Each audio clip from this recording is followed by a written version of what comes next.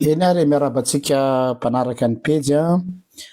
raha ny marina dia tokony tamin'ny alalan'le plateforme StreamYard tsika no anao an'ilay fandarina carte sur table zao alina zao,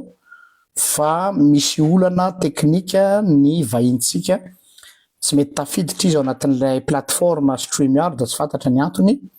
dia andramantsika ho atao directa eto amin'ny pejy. Ka ialana tsiny aminareo aloha fa anao andrana kely zahay dia rehefa tafiditra moa izy dia miaingatsika. Averina toy ny mahazatra dia amin'ny plateforme StreamYard zay no manao fandarina carte sur table, fa androany dia noho ny olana teknika mahazo ny vahiny tsy tafiditra izy amin'ilay plateforme. Ya dia eo no andramantsika raha ohatra ka miditra izy, tafiditra izy.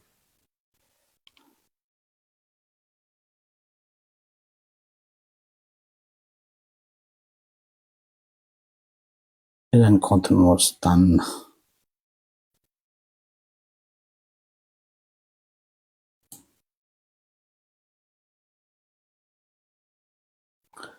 Miala tsiny mbola vao anatin'ny andrana antsika dia mampiditra azy fa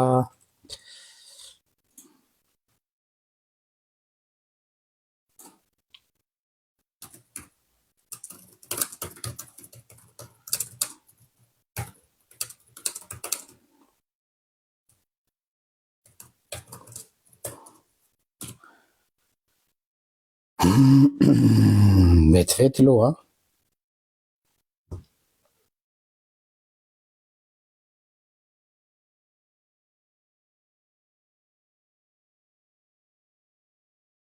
Iangaviana i Mostanina sy ny vahintsika mba hiditra ao anaty live dia rehefa tafiditra ao anaty live nareo mirahalazy zay vao azoko invitena. Zay no anaovantsika azy.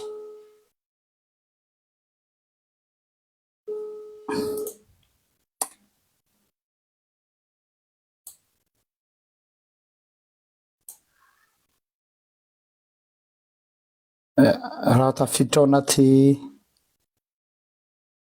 live Mostanina sy ny vahintsika Monsieur Bitanarivo, mialana tsiny amintsika mpanaraka ny pejy fa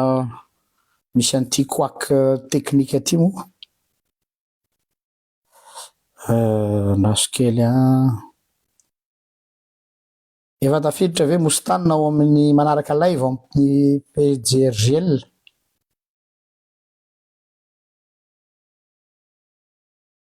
Tonga dia manaraka an'ilay live hoe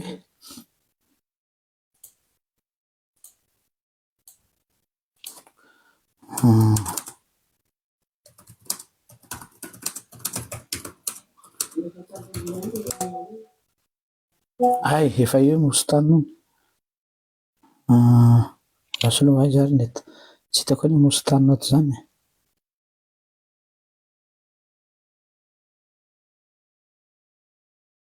Sy avy manao demande midira hoe Mostanina manaova demande. Mostanina tsy ato tsy hitako.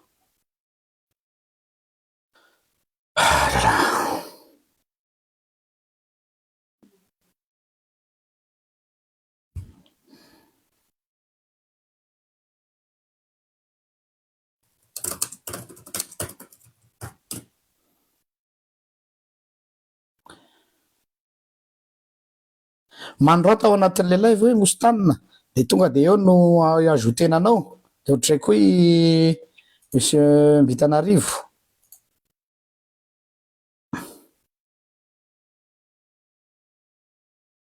Ialana tsiny indrindra ry havana fa tsy mora manao zavatra moa, ny zavatra tsy mora.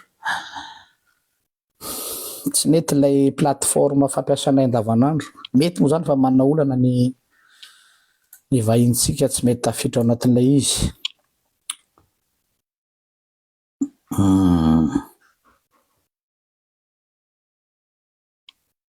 Mostanina milaza hoe fa manaraka nefa tsy tazako.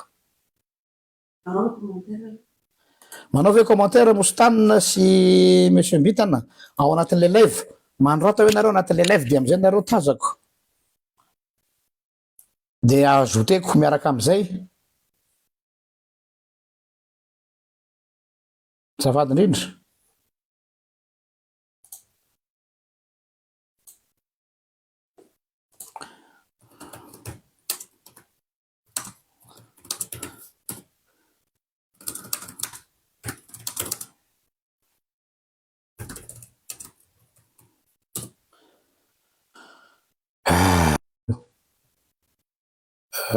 Anao zany invité anazy. Invité. Raha tsy misy soratra invité a. Iny misy fa tsy tazako izy. Ty monsieur invité lafa tafiditra.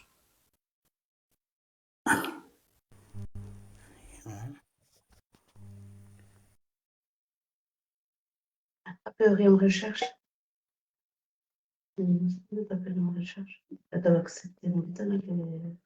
Accepte monsieur invité an'anazy. Zay raha tafiditra monsieur Mostanina sisa. Ireka kely commentaire ery ohatra misy alizy raha hitany monsieur Mostanina fa iny nikitikitihako teo. Ka mahagaga tsy tazako izy. Tazako izy io fa kamisaina tsy mikotra misy izy. Izy ny tsara manao an'le fidirana ohatran'izay no nataoko teo. Tsy misy invitation hono ny azy. Tsy haiko hoe mihona mahatonga an'izany. Tokony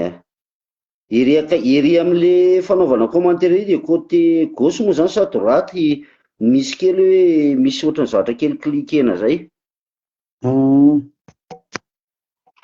Fa izy no tokony manao azy raha le nataoko teo. Le compte ny Mostanina ty le normalement tokony hita taratra hoe invitation efa tazako le compte fa tsisy hoe invitation any aminazy. Pourquoi? Nefa ny anaty eo nisy. Sa hoe tsy mahazaka olona telo ty? Nefa tokony hazaka ka.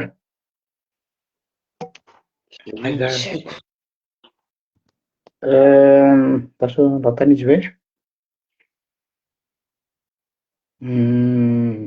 Tokony sary caméra zay misy tsy mampety ty compte-ny Mostanina ty raha vao tsisy an'le caméra ohatrana ny monsieur invitany io zao misy sarina caméra dia azo ampidirina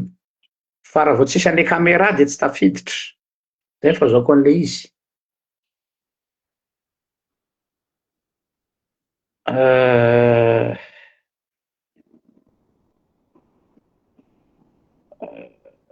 Tsindrio amin'ny sarin'olona gauche dia tsindrio fa tafiditra. Efa manao azy fa tsy ao izy, tsy mipoitra izy. Tsy hita mihitsy izy. Atondresany na Mostanina indray tsy nety sariny. Raha zany. Nataontsika an'ity.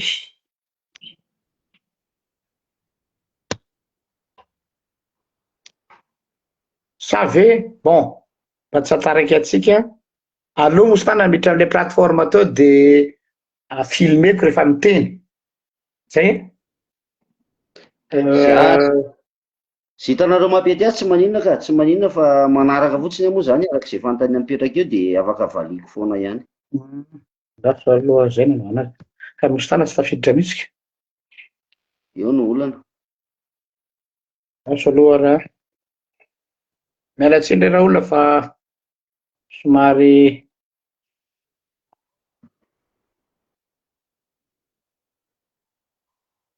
teknôlôjia moa tony ka manahirana. Mazaka foana io fa zany hoe izy no tsy tafiditra.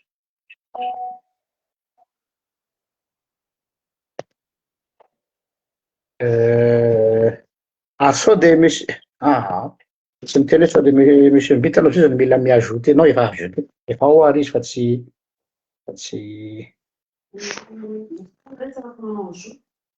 Mostanina re tsy afaka manao ajout.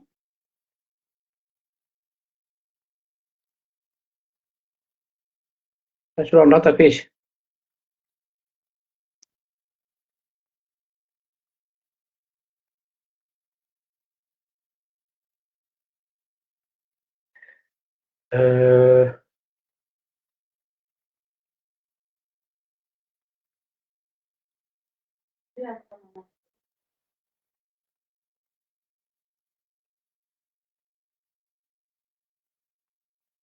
Normalement rehefa tafiditra le olona, ay mbola mila manao configuration kely. Ok ary.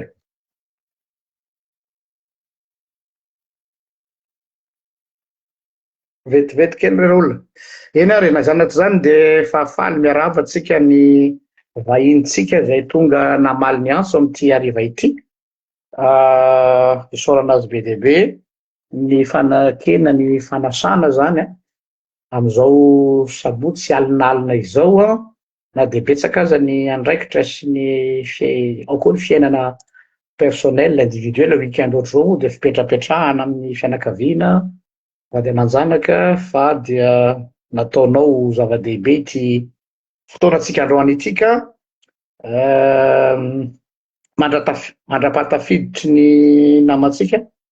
ny Mostane de fa anomboka angamba antsika hanao ny présentation aloha de omenany monsieur tapaka lasa koa izy lasa indray aloha.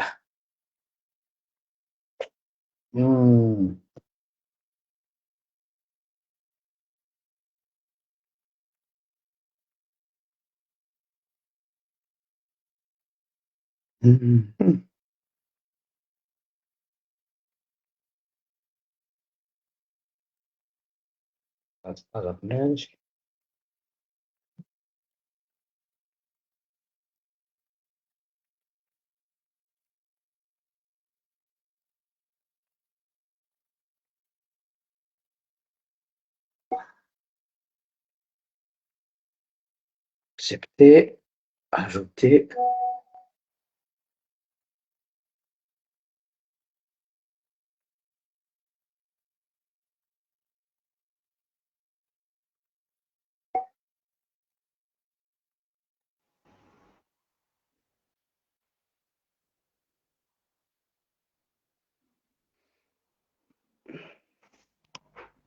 Rehefa tafiditra indray namatsika. Ya, araka ny teniko teo angamba ny namatsika mba afaka se présenter avy hatrany ve ianao amin'reto mpanaraka ny pejy reto amin'ity takariva ity mandra-pahatafiditry Mostane moa zany de efa mandeha moramora eo antsika. Afaka miditra ihany Mostane fa le any ampidirina am'le any izy midiro am'le lien hoe de ampifandimbiasinao asy tenenina izy.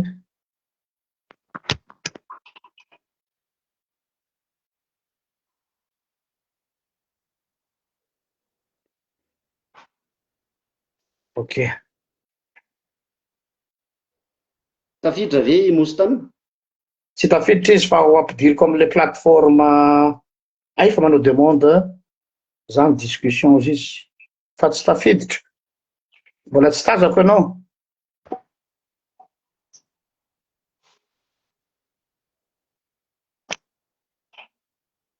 Lasa re Mostane.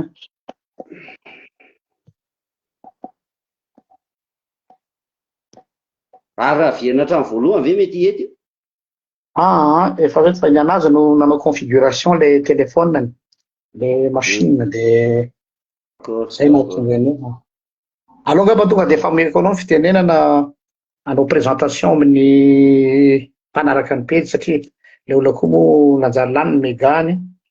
dia mandeha miady an'eo ihany raha tafiditra moa izy tsara sanatrika sy tafiditra dia tafiditra izy de aty amin'ny plateforme no ampidirantsika azy. Eny aby Pasteur,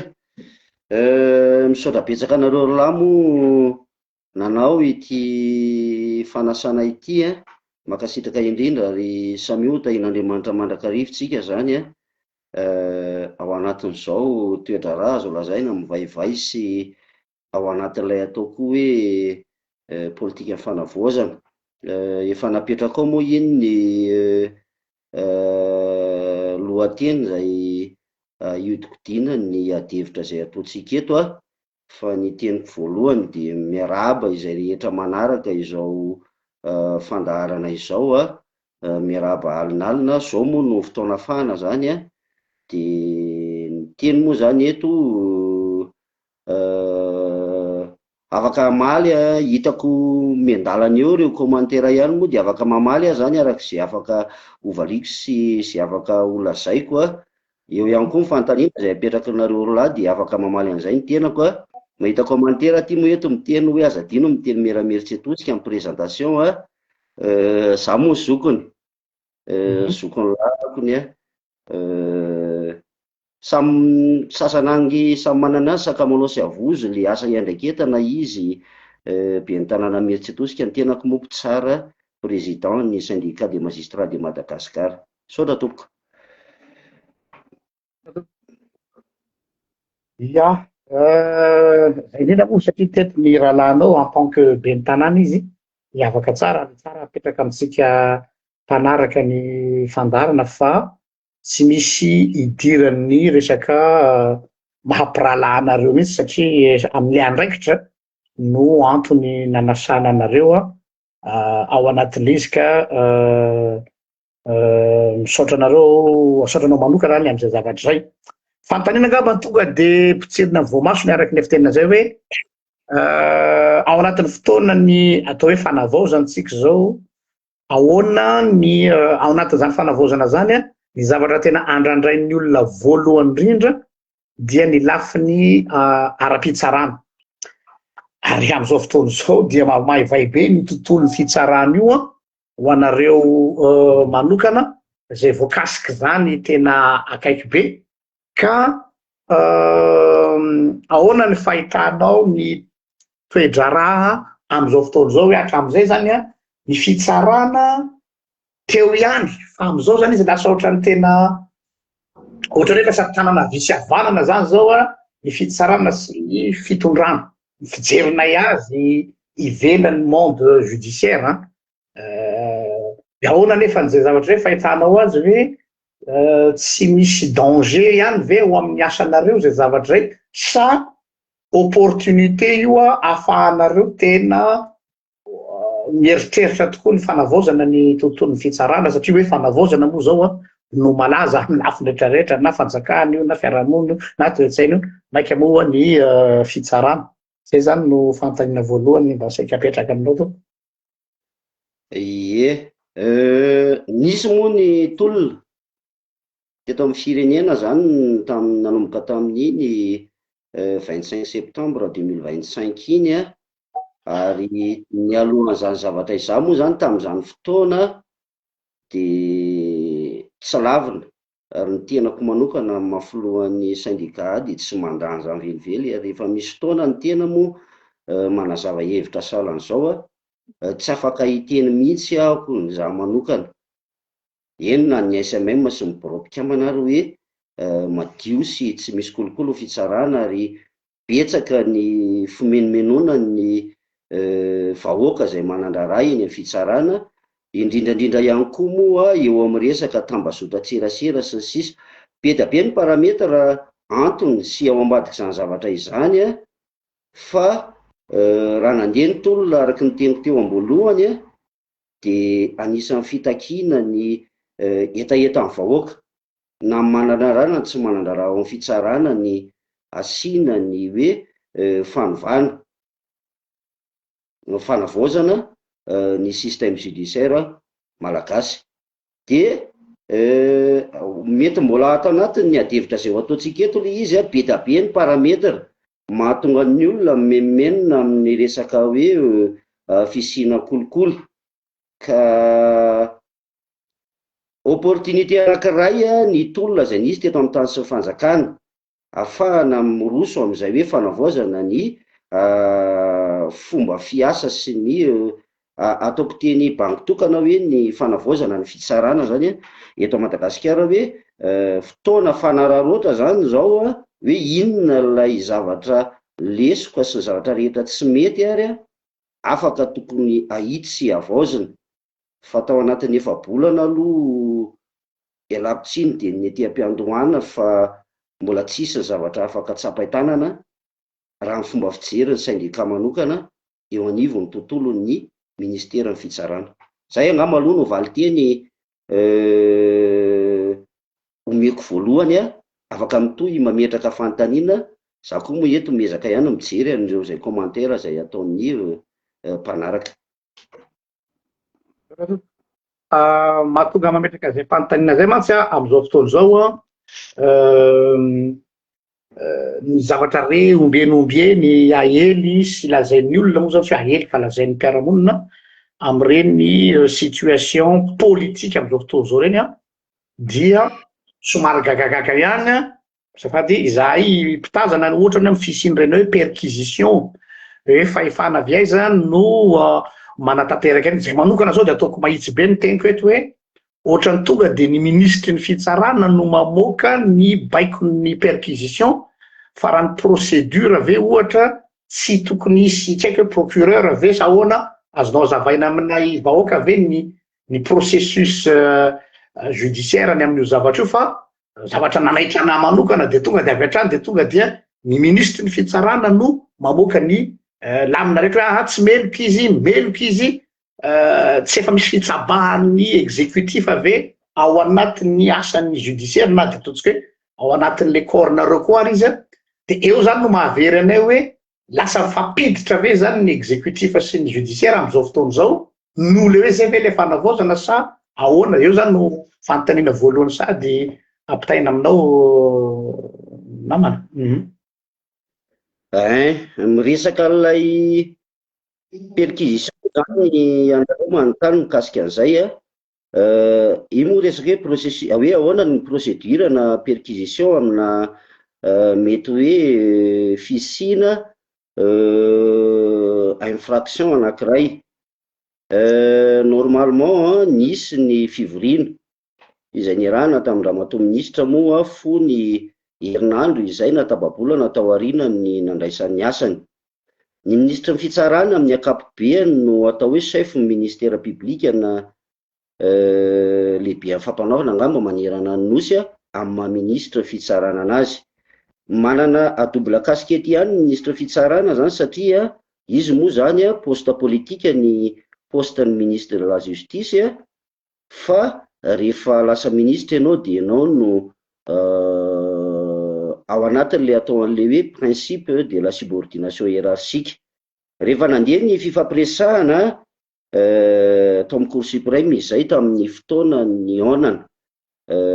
mbola tsy nisy kosa aloha tao anatin'ny tantaran'ny fiainam-pitsarana hoe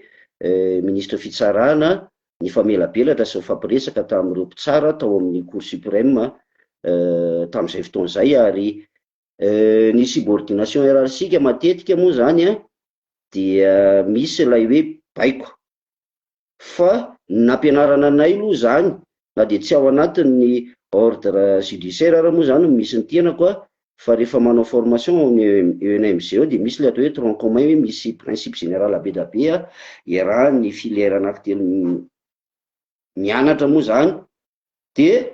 nangataka ary ny tenako mihitsy moa nandray fitenenana tamin'izay fotoana izay hoe raha misy mibaiko mba tsy hisino ny fanenjikenjehana an'ireo collègue magistrat après de tsara foana mba misy ny atao hoe trace écrite zany na hoe antsoratra izay tokony omeny ny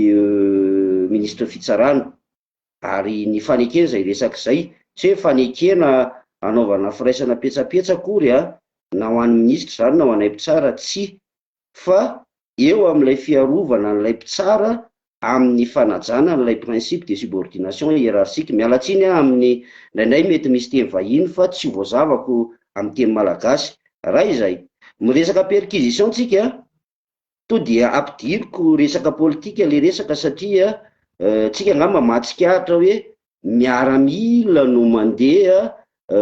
manao an'ilay perquisition. Zavatra hitako tetỳ amin'ny tambazotra ny vaovao araka izay miely zay aloha no hita hoe misy miaramila amin'ny saritava zao. Amin'ny fait moa zany ny miaramila de tsy officier de police judiciaire fa ny gendarme sy police, ary tsy ny gendarme sy police ray manontolo ihany koa no officier de police judiciaire fa ireny moa zany isan-taona na isaky ny ambolana arakaraky ny fomba fiasan'ny fitsarana de efa voatendry ireo atao hoe agent de police judiciaire zany amin'ny resaka déferment fanatanterahana nyreny atao hoe mandat de perquisition sy sisa reny. Ka tsika raha ny aina teto tamin'izany taona 2009 tonga aty amin'ny 2016 raha nandinika nareo tamin'ny fotoana nisy publication izay nataoko izay a, dia niteny mihitsy aho hoe mila ialana ilay pratique répétitive izay tsy mety eto amin'ny tany sy ny fanjakana, satria raha attribution apetraka amina autorité habilité à le faire zany hoe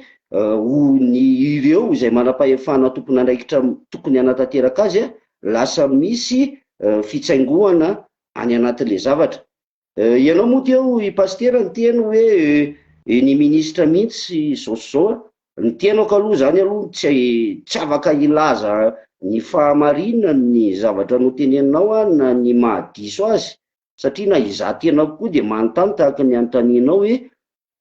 misy tokoa ve ary le baiko izy ve no baiko an'ireny miaramila reny sy sisa manao an'izao, satria vaovao eto amin'ny tambazotra tserasera angamba no samy na raha tsika tsy fantako izay mety hoe source d'information azonareo moa akoatr'izay, fa ny anahy le fienitra fotsiny eo anivo ny resaka lalàna no tiako amafisina hoe tsy officier de police judiciaire velively ny miaramila. Voangana angamitsika teo nahita n'ilay nahazo ny premier ministre teo aloha Désiré mo Rajaonarivelo izy teo raha tsy diso asa Rakotoarjona, dia hoe miaramila misaritava sy ohatrohatr'izany ny angamba ny ministre ny fitsarana no mba angatahako hoe anamarina na andiso an'ilay fomba fijerin'ny mpanaraka ny tambazotra serasera sy ny mpanaraka ny raharaham-pirenena hoe nisy ve ny baiko izay nataony hoe andana ataovy perquisition ny arisy arifa, normalement misy ny procureur général en cour suprême, misy ny procureur général en cour d'appel enina eto Madagasikara, misy ihany koa ny procureur amin'ireo tribunaux de première instance eto Madagasikara, dia manaraka ny antanatohatra ohatr'izay zany, zay le atao hoe subordination hiérarchique resahako tary ambony ilay inty izy manaraka ny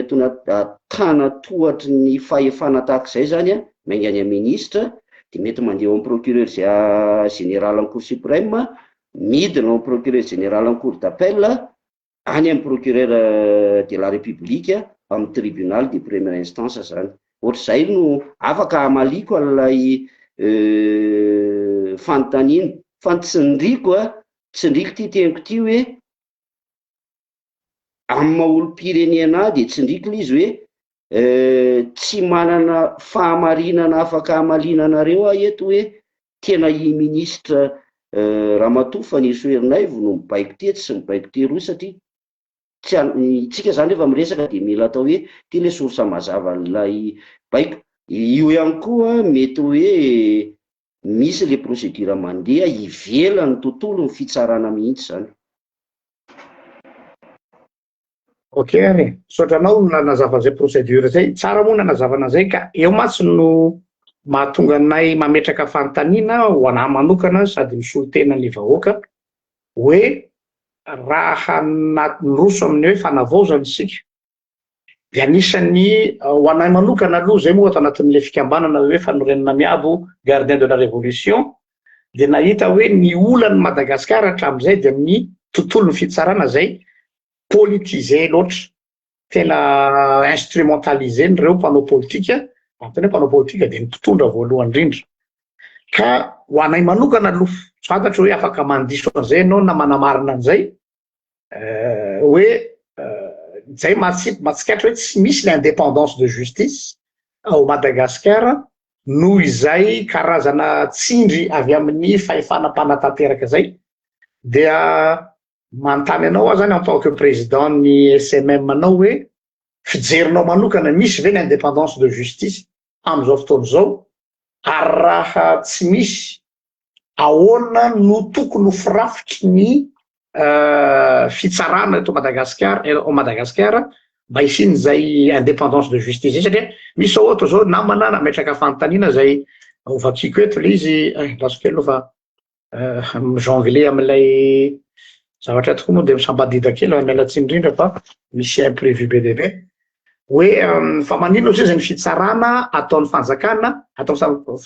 fitaovana politika foana, fa ary de voatery lasa voafehatra aminareo amin'ny SMM, tsy mba misy hoe mijorona iray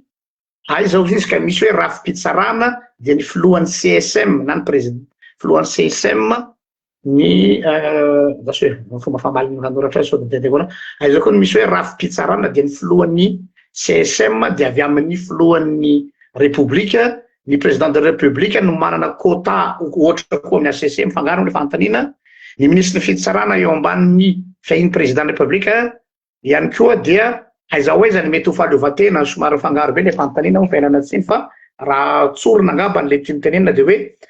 possible mbola tokony anana anjara quota zany ve ny filoham-pirenena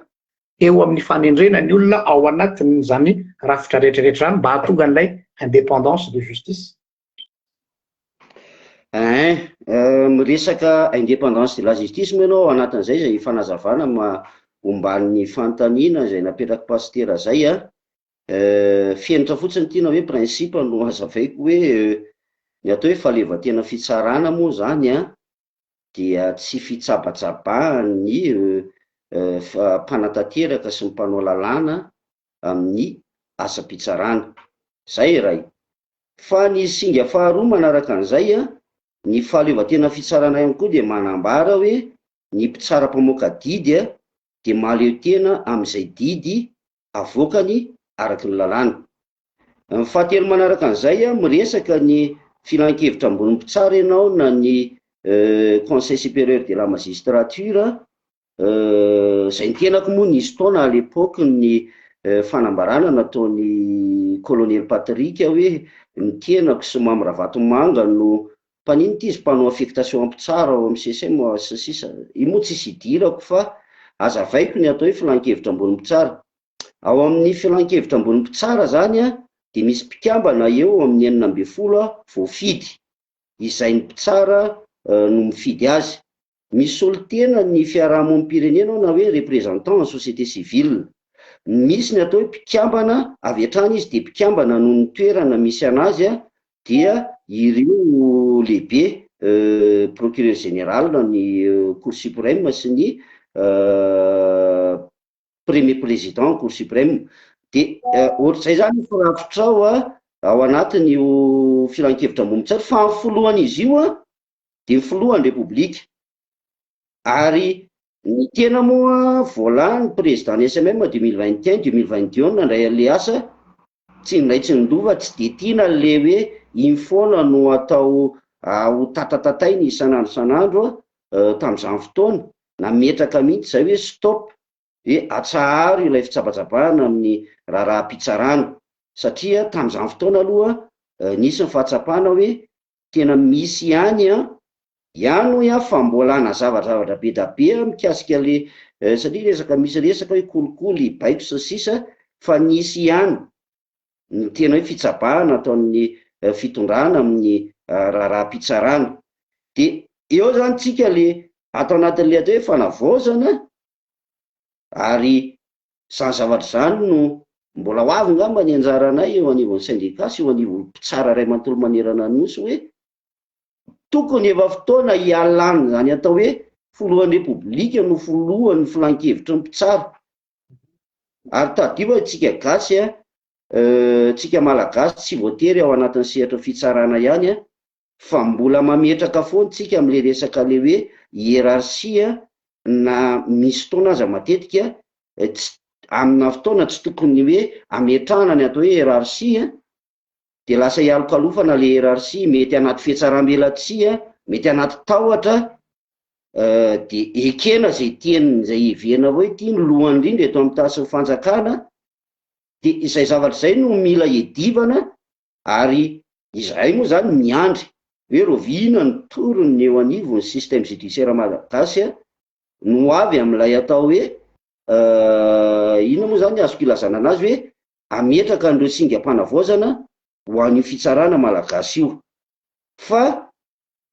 manaiky ny tenin'ny pastera le amin'le hoe raha ny zavatra hitan'ny sarababem-bahoaka eny ivelany dia tena hoe instrumentaliser lasa fitaovana ilay fitsarana zany amin'izay mampetipety an'izay mpanatanteraka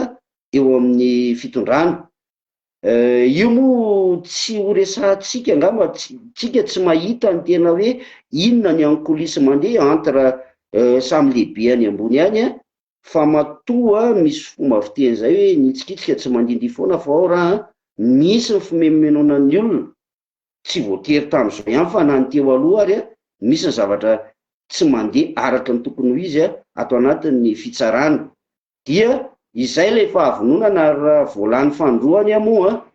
nanao ny assemblée générale ny SMM de efa niteny ny tenako hoe miaraka tamin'ireo birao izay miaraka amiko hoe vononytsika ametrapetraka amolavola ho an'izay fanovana ho an'ny rafi-pitsarana rehetra misy eto amin'ny tany sy ny fanjakana. De ny azoko tenena aloha zany hatreto nisy taona asa ara-tadidinareo nanao publication zay hoe transition sa intérim fisoloterana sa teteza mita de niteny aho hoe fanonganam-panjakana misy teto transition zany no tokony misy eto ato anatin'ity transition ty ve tsika ny roso amin'izay fanavaozana ny rafi-pitsaran'izay sa iandro hoe amin'ny fotoana ohatry ny ahoana satria efa bolana teo eo zay ny lasa ny azoko tenena angamba raha fiheziko aloha hoe araky ny teniko tany am-boalohany de hoe mbola tsy misy zavatra tena hoe azo tsapay tanana hoe io fa tena nisy ny fiovana tanteraka raha ho anay ato amin'ny fitsarana manokana. Izay ny fanontaniako manitity hoe dépolitisation ny justice fahalalanao azy nareo mpitsara ao ve mbola misy ve tsy tena misy ve tsy efa apitoroka fa raha tokony io zay ny mpitsara tsy tokony ho mpikambana na de loin ou de près amin'antoko politika anankiray eo amin'ny lafin'le resaka conflit d'intérêt sa ve aontsika zany azo atao tsy fantatro fantana adaladala angamba nefa tiako mba aka ekry satria misy mantsy bon ataontsika hoe resaka ty ambadika foana moa io fanazanaty zany araky ny tenao matoa mitsikitsika mandidy ao raha ozy ianao zay de eo ndray na mampieritreritra hoe indraindray zany malaza be tamin'ny fotoan'andro hoe reto kotany HVM reto ry zalan'ny team reto any zala opposition reto any amin'ny fitondrana de eo ampovoany eo am'izay zany le vahoaka ka tsy fantatro ny réalité an'izay en coulisse sy en vérité amanahoana ny hevitrao. Resaka hoe politisation hoe fanaovana fitaovana angamba le instrumentalisation ihany no averiko ny fitsarana ny lalàna arakasa amin'ny fiampitsara aloha dia tsy mahazo manao politika mpitsara ny atao hoe tsy mahazo manao politika dia ilay misafilie amina antoko politika ny tsy fahazony manao politika moa zany hoe eo mbola débat ary ady-hevitra be mipetraka satria ny droit civil et politique de droit fondamental zany hoe zo fototra iny ary tsy gaga ngamitsika betsaka nge misy mpitsara ny hoe lany député lasa député manana zo ihany ny tsy hoe ihany manana zo mpitsara fa io moa sur décision na hoe amin'ny alalan'ny fanapahana zay raisiny eo amin'ny CSM ka raha hoe resaka hoe mpitsara manao politika sy ny sisa tsika ilay lalana fototra eto amin'ny tany sy fanjakana mihitsy no manome fahafahana ho an'ny mpitsara afaka milatsaka hofidiana izy amin'izay fifidianana be ny tanàna io na député io na filohan'ny repoblika io na sénateur io zoany no milatsaka amin'izany fa io question d'éthique na manao politika na tsy manao politika rehefa mipetraka ilay etika hoe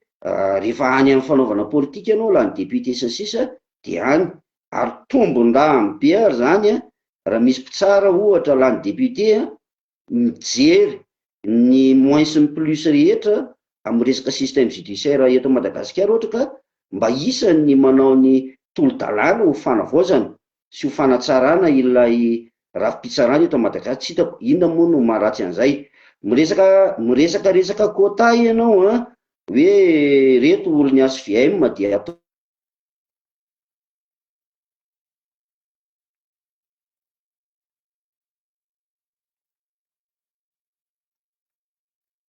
an'izao fa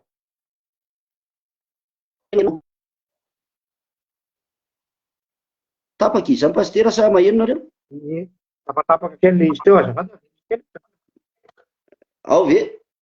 Ao. zay zany le teneniko hoe tsy haiko hoe atraiza moa izy teo nitapaka Teo am'le hoe misy fanena quota. le ay teo am'le resaka quota iny aloha pastera eto avy amaly amin'ny colonel Patrika hoe tsy misy idiran'ny SMM ny CSM SMM tompo de syndicat ohatran'ireny syndicat rehetrarehetra reny raha ny teny colonel Patrika hoe imbitana miarakara vatomanga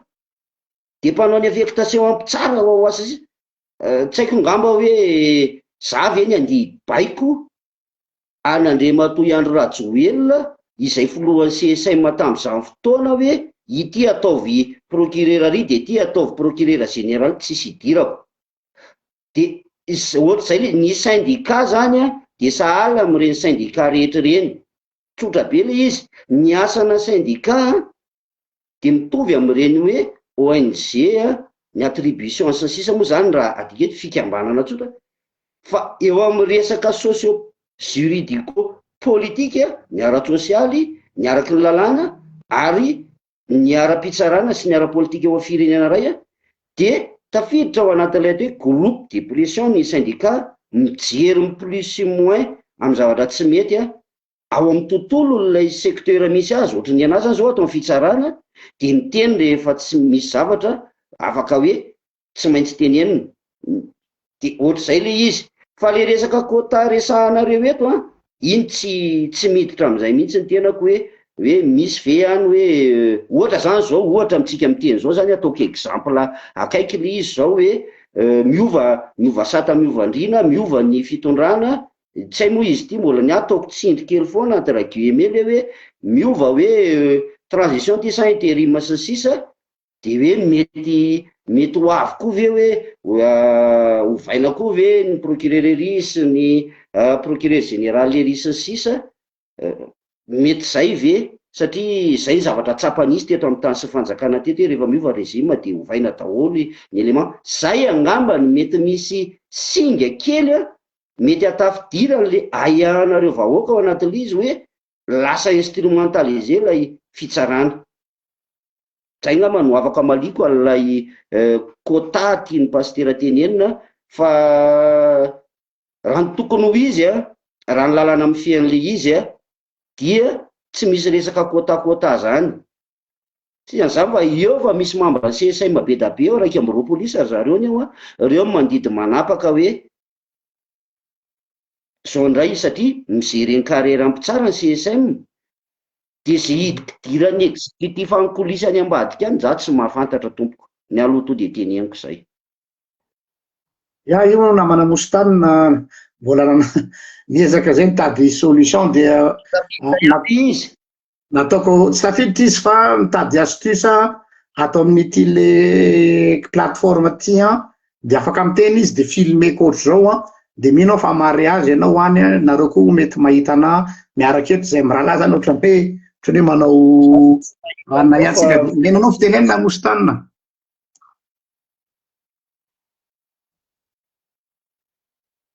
tsy eno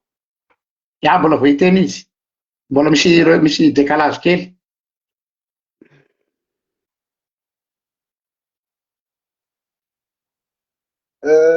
oui pasteur misaotra na le fitenenana miarahaba tsy eny ve maheno zay ka maheno zay fa misy retard tonga de miteneny tsy maheno ve maheno tsara maheno zay fa misy retard alefa fa tonga de miteneny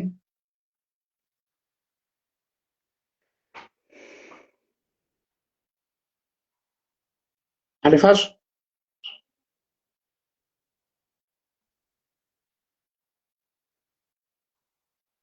misy retard ny arabaina i président ny SMM moa tonga vahitsika eto androany tena mialatsiny amin'ny resaka olana teknika be dia be androany amin'ny tsinam-pozina miarahaba mipijery atsika rehetrarehetra mieno anareo ihany tamin'ny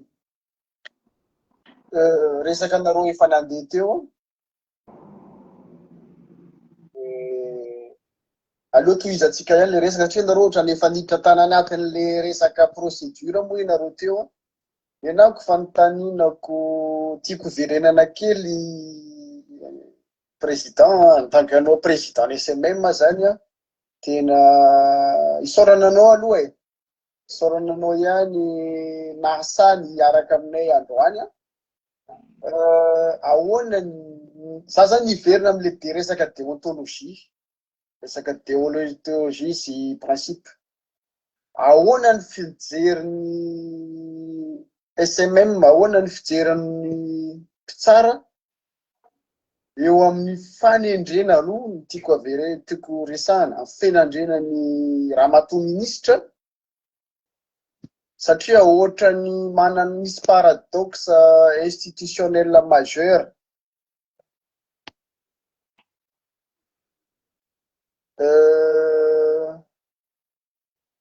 Misy olona ray zany efa désavoué par le syndicat, misy sanction par la loi pénale, de niverina avy tany tonga de izy mitondra le ohatrany hoe nommé en tant que ministre de la justice. Aiza ho aiza zany le principe de justice, indépendance de la justice am'izany, tsy misy conflit d'intérêt ve ao. Ahoana ny fomba fijeriny namanareo rehetrarehetra tsara am'izao alohany ny olona ny vahoaka ino hoe zany fitsarana madio sy mangarahara zany, satria misy olona ohatrany hoe amboniny lalàna zany. Ahoana ny fanazavany syndicat zany fomba fijery zay alohan'ny za manohy fanontaniana hafa. Ya, misy retard kely moa ny feotsika, mety rehefa kelikely mositana vao maheno fa tonga dia omena ny vahintsika ny famalena ny fanontaniana. Tao ary to. Maheno ve tsika? Ya, mare. Ohatrany tsy mahita sary tsony amantsy pasteur. Za eto fa tsy maintsy ataoko miaraka eto sarinay rola dia afaka miteny ianao. So zany ilay fandehany ary iny tsara. tadidinareo angamba ny andro ny 24 Oktobra. Dia nisy publication natao ramatoa ministra fitsarana tamin'izay fotoana izay hoe imbitana président SMM dia manao menasina grevy raha ho atao ministra fitsarana ny tenako. Nisy zay. Ary moa teraka polémique sy ny sisa. Ny anaty sotra be na tamin'ny premier mandat-ako amin'ny maha-président SMM ana amin'izao deuxième mandat zao ary voalany moa nisy ny assemblée générale atao aminay. Dia nametraka foana ny tenako. Tsy ho anjaran'ny SMM mihitsy ny teny hoe Irakoto na Irabe na Irasoa na Iravao atao ministra fitsarana. Ary raha nisy moa ny intervention nataon'ny ramatoa ministra tamin'ny efa ray volana tao aoriana izay tamin'ny Joary Ravoajanahary dia efa nanazava izy hoe nisy ny malentendu tao anatin'ilay situation misy. Zara moa no ny teny ifanirosoany mantoroko. Taiza moa no nidirako ho birao tao amin'ny SMM raha tsy fony izy foloan'ny syndicat mpitsara teto Madagasikara tamin'izany fotoana. C'était en 2016 tamin'ny taona 2014. Za tsy miditra lalina araka ny fanontaniany mositana teo hoe question ana déontologie sy ny sisa. Ny any teneniko dia tsotra be. Ny olona izay manendry ny mpikambana tao amin'ny gouvernemanta any angamba no tsara hiantefany ilay fanontaniana, satria ny antony poste politika hoy aho tany am-boalohany, ny poste ny ministera ny fitsarana. Zay ny lalàna misy eto amintsika, dia izay tononony eo anivon'ny fitondrana mpanatanteraka no ministra ny fitsarana. Ary ny tenako nametraka an'izay foana rehefa mifampiresaka, satria tsy afenanareo hoe ao no manontanontany hoe iza no atao ministra tsika sy ny sisa. Raha mbola misy olona ny afaka nyteny hoe ino rambitana président ny SMM nyteny hoe ihany no atao ministra anay na ihany no azo atao ministra, dia afaka miteny ngamba le olona hoe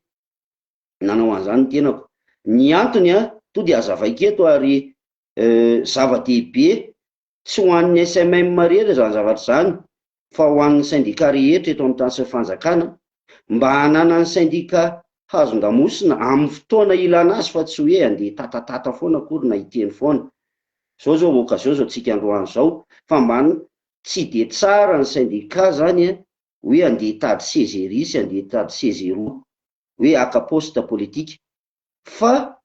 raha ny syndikan'ny magistrat de Madagasikara ohatra no andeha iteny hoe ianona no ataovy ministra anay, tsy misy zavatra tonga lafatra eto amin'ny tany sy ny fanjakana, ka raha izy zavatra ny kipaimpai na zavatra olana tokony hoe mba ahafahan'ilay syndika mijoro, nefa izy no nandeha hoe nanolo-kevitra sy nitaditady lalana gauche à droite hoe ty ataovy ministra fa iry azo atao ministra, de mamatotra n'ilay syndika izay, de zay no tsy mety. Fa ny anahy de tsotra le principe hoe tsy andraikitra ny syndikany andeha iteny amin'ny exécutif, efa ao anatin'ilay zavatra andresan'ny mosy tana teo zany hoe ajaina le indépendance an'le justice, de tsy andeha iteny amin'ny arena exécutif hoe ianona atao ministra anay na ianona atao an'izao. Io ny azavaiko aminareo mirahalahy sy ho antsika rehetra mpanaraka dia hoe na inona na manao ahoana na manao ahoana, zay aloha ny lalàna misy eto, sauf anga hoe isy ny fanovana sy ny fanavoazana ka tsy ho andraikitry ny any amin'ny ivon'ny filoham-pirenena ntsony no anonona izay sy anendry izay ministra fitsarana, zay zavatra hitako ihany moa hoe anatina tany tandalàna tany demokratika tsy lozika hoe tsy ny mpitondra, fa averiko le teniko hoe question d'éthique le izy ao anatin'le asa zay tandremana sy sahanina. Zay angamba tsy haiko hoe raha misy adiniko amin'le mikasika le fanontaniana. Ya tonga de teny aloha taraikiraiky ny feo vao tonga ny Amosi-tanina. Manao fanamarena kely ho anareo manao commentaire, misy ny teny hoe aza resahana raha matoky ministra, miala tsiny tompo fa raha raha fitsarana ty tsy maintsy voakasika izy ary misy resaka politika io, ka eto tsy misy fijerena arinantava na iza manana ny indépendance-nay zay tsy mana fitonganana amin'izanizaka, ny atao hoe attaque personnelle ho an'le namana miteny eo de tsy miresaka tare zay na miresaka ny vie privée, fa miresaka ny mikimaky eo anivon'ny fitondrana misy zany ny zavatra anankiray. De ivrenako kely zay hoe misy namana ato mametraka fanontaniana hoe ministre Fanily Soerinay avy ihany no nanindraindra le resaka hoe capture d'état capture d'état zay nampiasain'ny mpitondra fanjakana teo aloha ny amin'ny fanjakana, zay misy ifandraisany amin'ny mpitsara satria ny instrumentaliser mpitsara ireo mpitondra teo aloha reo tamin'io capture d'état io, ary misy entité anankiray manaraka koa izay atao hoe groupe na mafia ao Madagasikara izay hitapoky hitam-pirenena fa mampiasa namanareo mpitsara sasatsasany. Eo zany fanontaniana mipetraka hoe ahoana no système hitanao sy hitan'ireo ekipanao ideconstruisena an'izay lien zay hoe misy olona tsy maty manota mafia ary tena misy io informel ao Madagasikara izay manao capture d'état ny fanjakana amin'ny alalan'ny ministère fitsarana sy ny fitondram-panjakana ka mahatonga ilay hery famoretana eo amin'ny fiainam-pirenena. Ahoana ny mety solution azo vana ve zany, sady hoe hipetraka fotsiny amin'ny hoe apetraka amin'ny conscience n'ilay mpitsara. Za mantsy manaraka ihany ny zava-misy ohatra ty ampitan-dranomasina ianao zany mino fa ianao koa mahita tsara nga Nicolas Sarkozy ohatra zao nanana problème izy tao a Frantsa de nalaza be mihitsy hoe tena nifanandrona tamin'ny juge izy ary nitaraina moa izy hoe lasa république des juges zay ao Frantsa, dia lasa ohatra nisy kakay kely araky ny fijerin'ny mpanara-baovao entre ny fikambanam-pitsara sy ny mpitondra tany, lasa extrême indray moa na ny frantsay. De ny fanontaniana mipetraka zany tsy hoe zareo no alana tahaka tsy any mihitsy le izy, fa ny fanontaniana mipetraka hoe na zareo indray zany lasa ny juge indray zany no manao la loi de la pluie et du beau temps, fa ny aty amintsika lasa ny juge indray no ampiasain'ny mpitsara sy ny avocat sy ny sisa fa tsy ny juge rera azafady tompoko, ny rafi-pitsarana ampiasain'ireo mafia amin'ny resaka capture d'état reny afera be dia be hitantsika izay nolazaina tamin'ny fitondrany Ngara Joelreny, ary ianao moa efa nanatsidika an'izy dia soa ianao fa tsy niala an'izy ary isorinao be dia be ny fahasahinao hoe izay aby nanaovan'ny olona tondromolotra anao hoe ianao ve ozy izy mpitsara Ngara Vatomanga noho io le resaka capture d'état ataon'ny zara opérateur économique io. Zafady fa lava be. Tsy maninona moa tsara koa moa le fanontaniana izay rehefa hoe mba mazava sala amin'izay izy mikasika le resaka hoe capture d'état sy ny sisa teo ny ananga mba ataoko banky tokana pastera ny valiteny hoe vonona iova ve tsika, vonona andeha amin'ny fanavozana ve tsika, vao efa-bolana moa zay no lasa misy zavatra eto tokony hojerena akaiky satria raha mandinika ako sy mijery ny zava-misy eto amin'ny tany sy ny fanjakana dia lasa hifandimby hanao polisy voalahireto zany ny fitantanana nyty raharaham-pireneny ity. Ny fanavaozana amiko ekeko ny tsy maty manota mila fanenjehana sy ny sisa, fa raha vao mipetraka ny deux poids deux mesures tsy misy zavatra tafavoaka izany eto. Miresaka capture d'état tsika hoe fehezina daholo zavatra eto sy zavatra eroa, misy farana zavatra rehetra pastera, misy farana zavatra rehetra, fa ireo olona ankehitriny izay mandrambo ny fahefana moa zany, manana ny fahefana eo amin'ilay volonté réelle zany no mbola tsy mazava amin'ny vahoaka hoe ahoana le fomba hitantanana le firenena, inona tsara le tena fanavaozana mila atao. Tsy resaka fitsarana ihany ny olana eto, tsy resaka fitsarana ihany ny olana eto, fa fitsarana moa zao no resahantsika eto amin'ny maha-président ny SMM ny tenako dia teteny aho hoe be da be ny zavatra mila havaozana. Tsy haiko moa rehefa kelikely eo tsika ho avy amin'ny antsipiriany hoe inona ny antony mahatonga n'ilay fimenomenona vahoaka amin'ny resaka kolikoly. Fa ity moa mbola hoe capture d'état dia ny anahy ny teniko tsotra sy mazava hoe hifandimby hanao polisy voalahireto ve tsika sa tena ho sa hoe na tamin'ny andron'iza na tamin'ny andron'iza dia hifamela sa mbola hifamony sy hifamely ankolaka sy mivantana eto. Izay zavatra izay no mila jerena. Fa io raha vao atao resaka kobakambava izay ny nisy fotoana na kivy ary tsy afeniko zany anginana, satria tonga amin'ilay fitenena ilay izy hoe misy fotoana anginana, misy fotoana mandinika na dia ny fiarahamonina misy sisa kivy dia hoe alolo mangina. Fa ny antony nampatonga ny tena hoe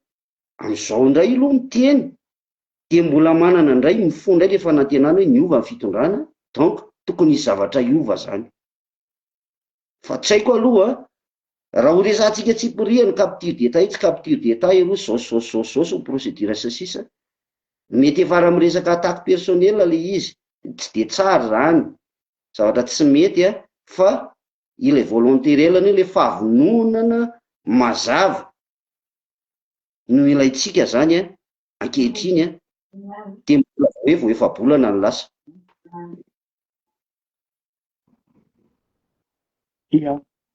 Zay ao ve zay ya omeko any mositana indray fitenenana fa somary taraikiraiky moa ny feo vao tonga any aminy dia miandry kely tsika.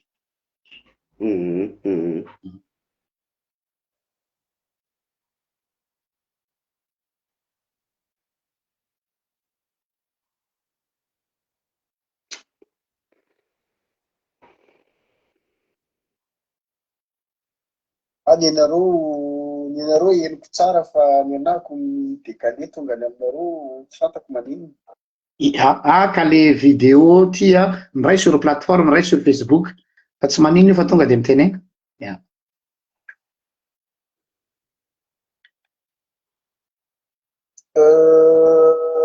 Raha sy tombo kely ny zavatra ny resanao teo namana dinina dia tsy hoe resaka fitsarana ihany satria raha rotona ny ianao ny eto a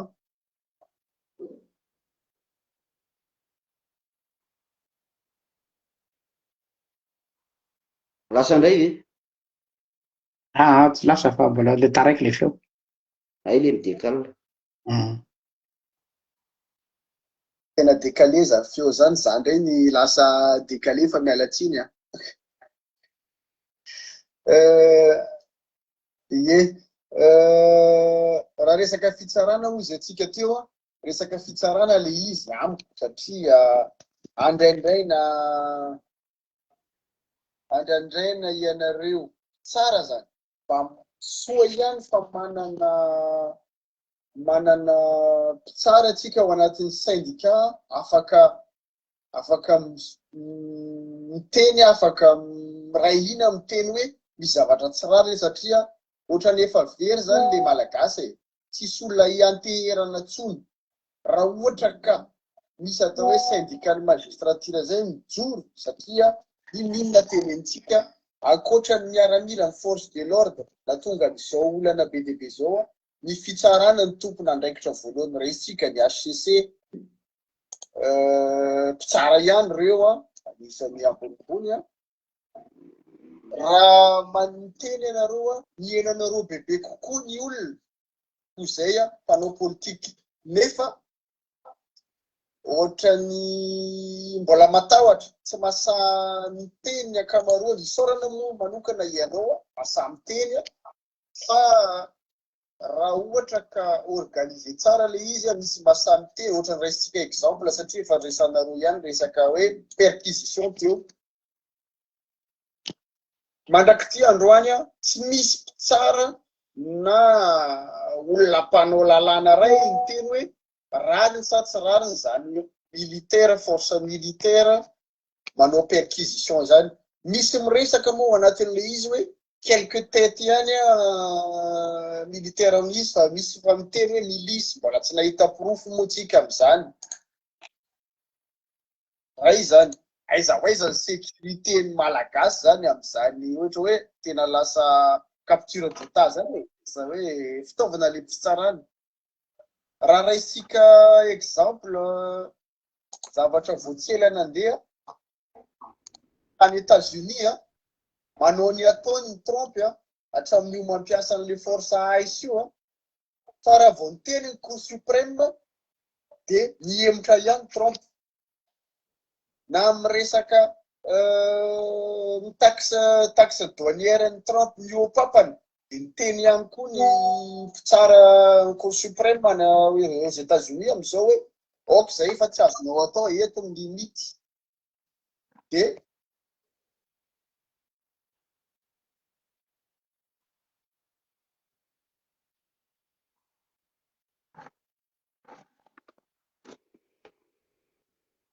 lasa indray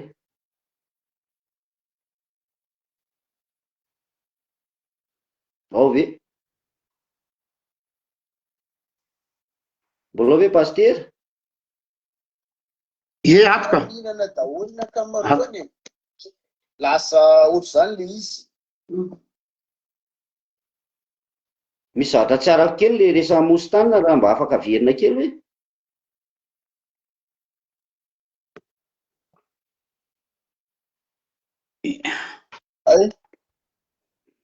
avereny kely hoe mostana azafady fa misy manao jonglage voalohany akory ka ay ok avery kely fa tena mialatsina am'izany olana technique be deabe zany raha ohatra ka hoy za hoe tsy miteny zany ianareo hatramin'ny voalohany ve eo le faraparany hatramin'ny voalohany ve tsy araky ny namana sa le taty amin'ny faraparany hoa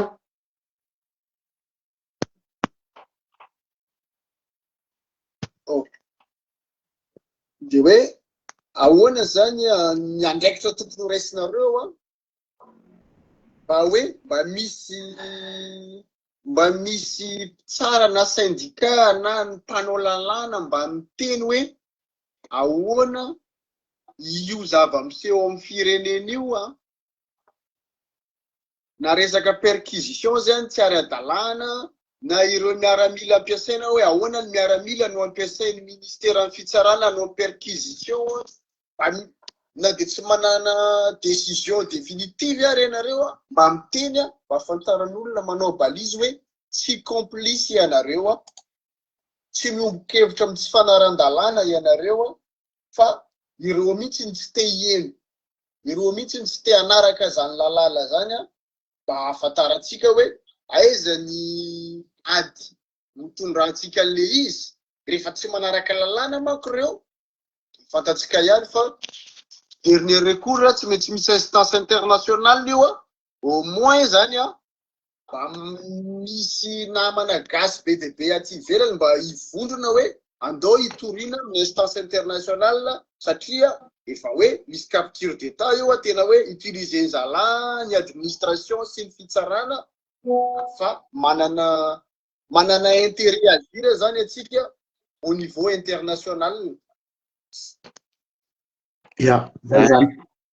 somary lava moa le fanontaniana Mostane. Ny ahitsika kely aloha amin'le resaka vocable juridika, ny resaka mandat de perquisition dia ao anatin'ny atao hoe fepetra ny famodipotorana,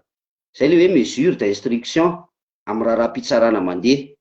fa tsy mbola misy resaka hoe décision définitive. Ny atao hoe décision définitive mantsy dia le hoe didy raikitra,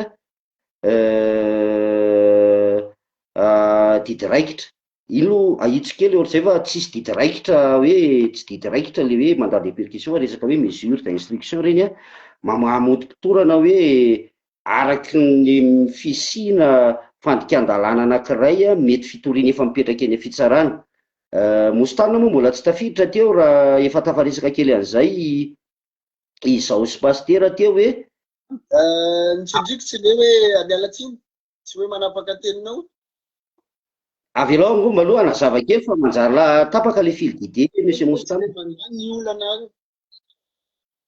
fa le olana tanteraka le mandat de perquisition tiako resahana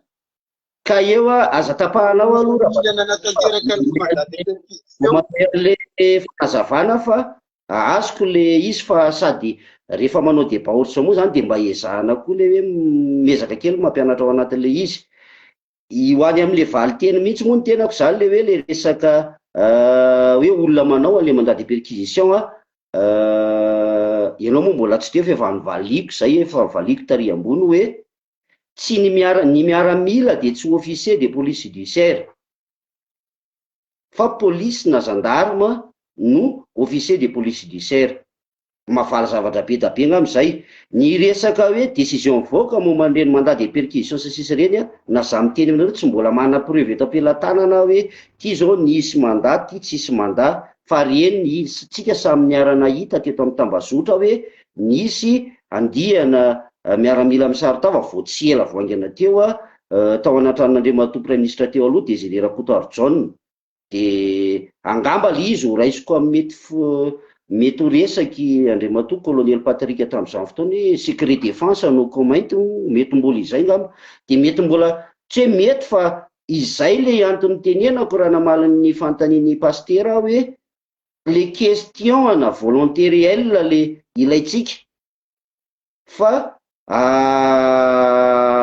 les questions na volonté réelle le ilaitsika hoe inona le tsy maintsy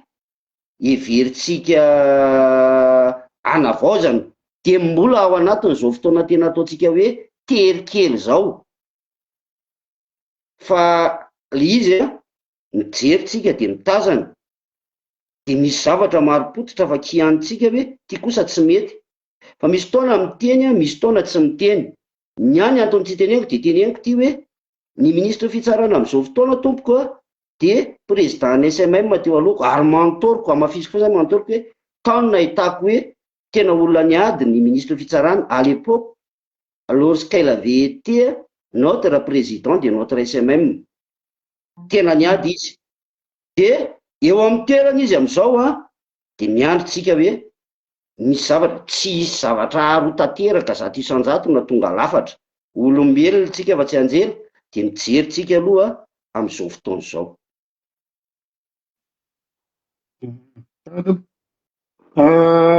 Tanazavainantsika mpanaraka ny fandarana ihany a, fa tena sahirana dia sahirana be amin'ity live ity noho ny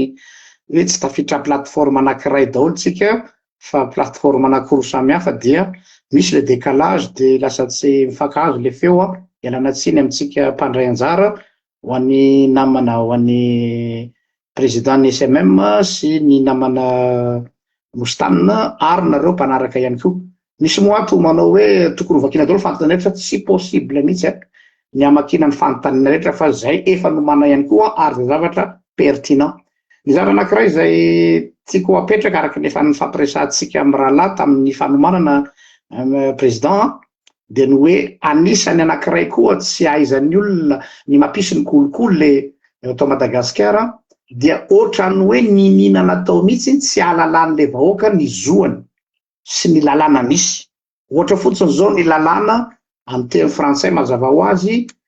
na le lalàna incompréhensible ho an'ny sarambabé bahoaka ny mahatakatra azy, ary manaraka an'izay ihany koa sarotra ho an'ny olona ny mahazo an'le hevitry ny le ohatra karazana ina fraza zany, le karazana terme teknika.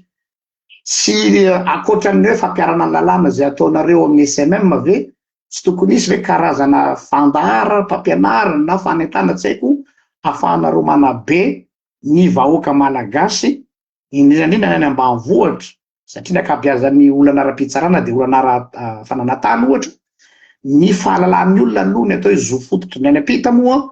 na dia ositsika hoe mandroso le mampandroso azy fantany ny lalàna. Aty zao tena ohatran'ny rano fisotro zany, ny tory zany, tsy tokony izay aloha ny tanjony.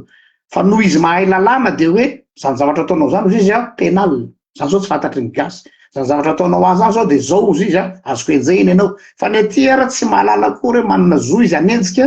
dia manana roatra ny mafia raha tekoa izay manana ny lalàna eo am-pelantanany dia tavela foana zany avaoaka ahoana no fanavaozana mety azonao aroso eo nivon'ny fitondram-panjakana ny ampahafantarana ny vahoaka ny zoany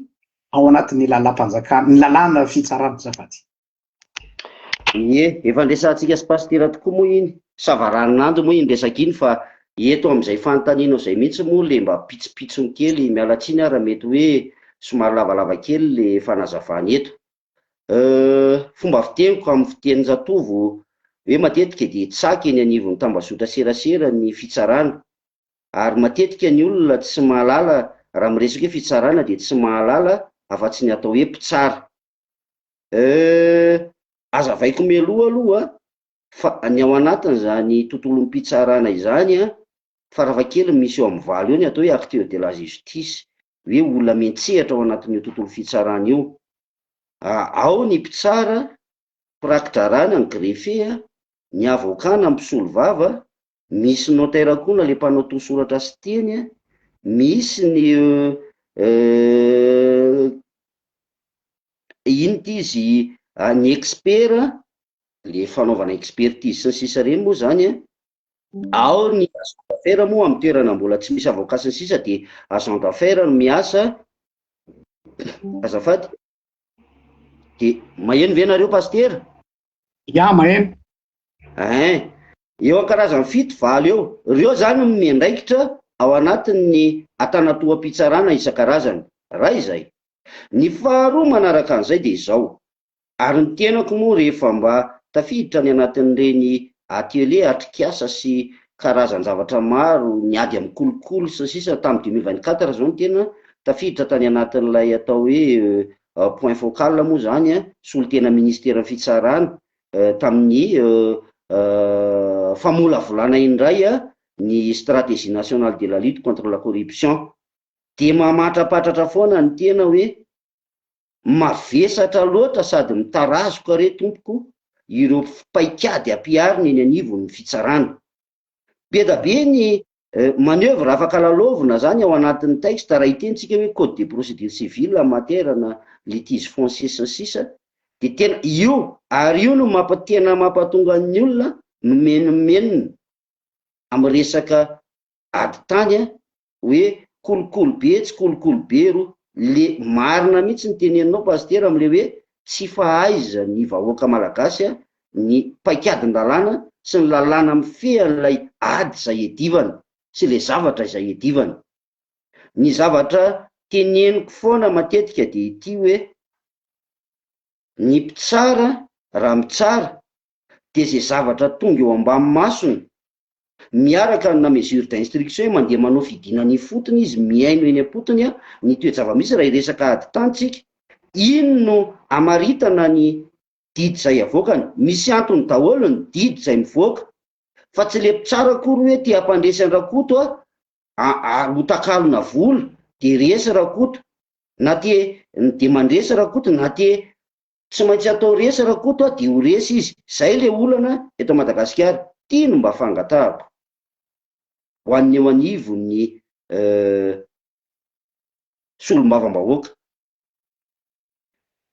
Ny ao anivony fahefana mpanao lalàna moa zany raha atao banky tokana de zao misy an'ireo teneniko letery aloha reo hoe mavesatra mitarazoka procédure lente procédure lourde ny zavatra miato ho anivon'ny fitsarana fa io zany ny tokony hoe hojereny eo anivon'ny député io hoe inona amin'ny mahasolombavam-bahoaka azy reny hoe inona no mahatsaratsara kokoa ny amahana zao olana misy raha iresaka ady tantsika ady tany eto Madagasikara zao inona procédure maika indrindra mba tsy tarazoka ilay izy.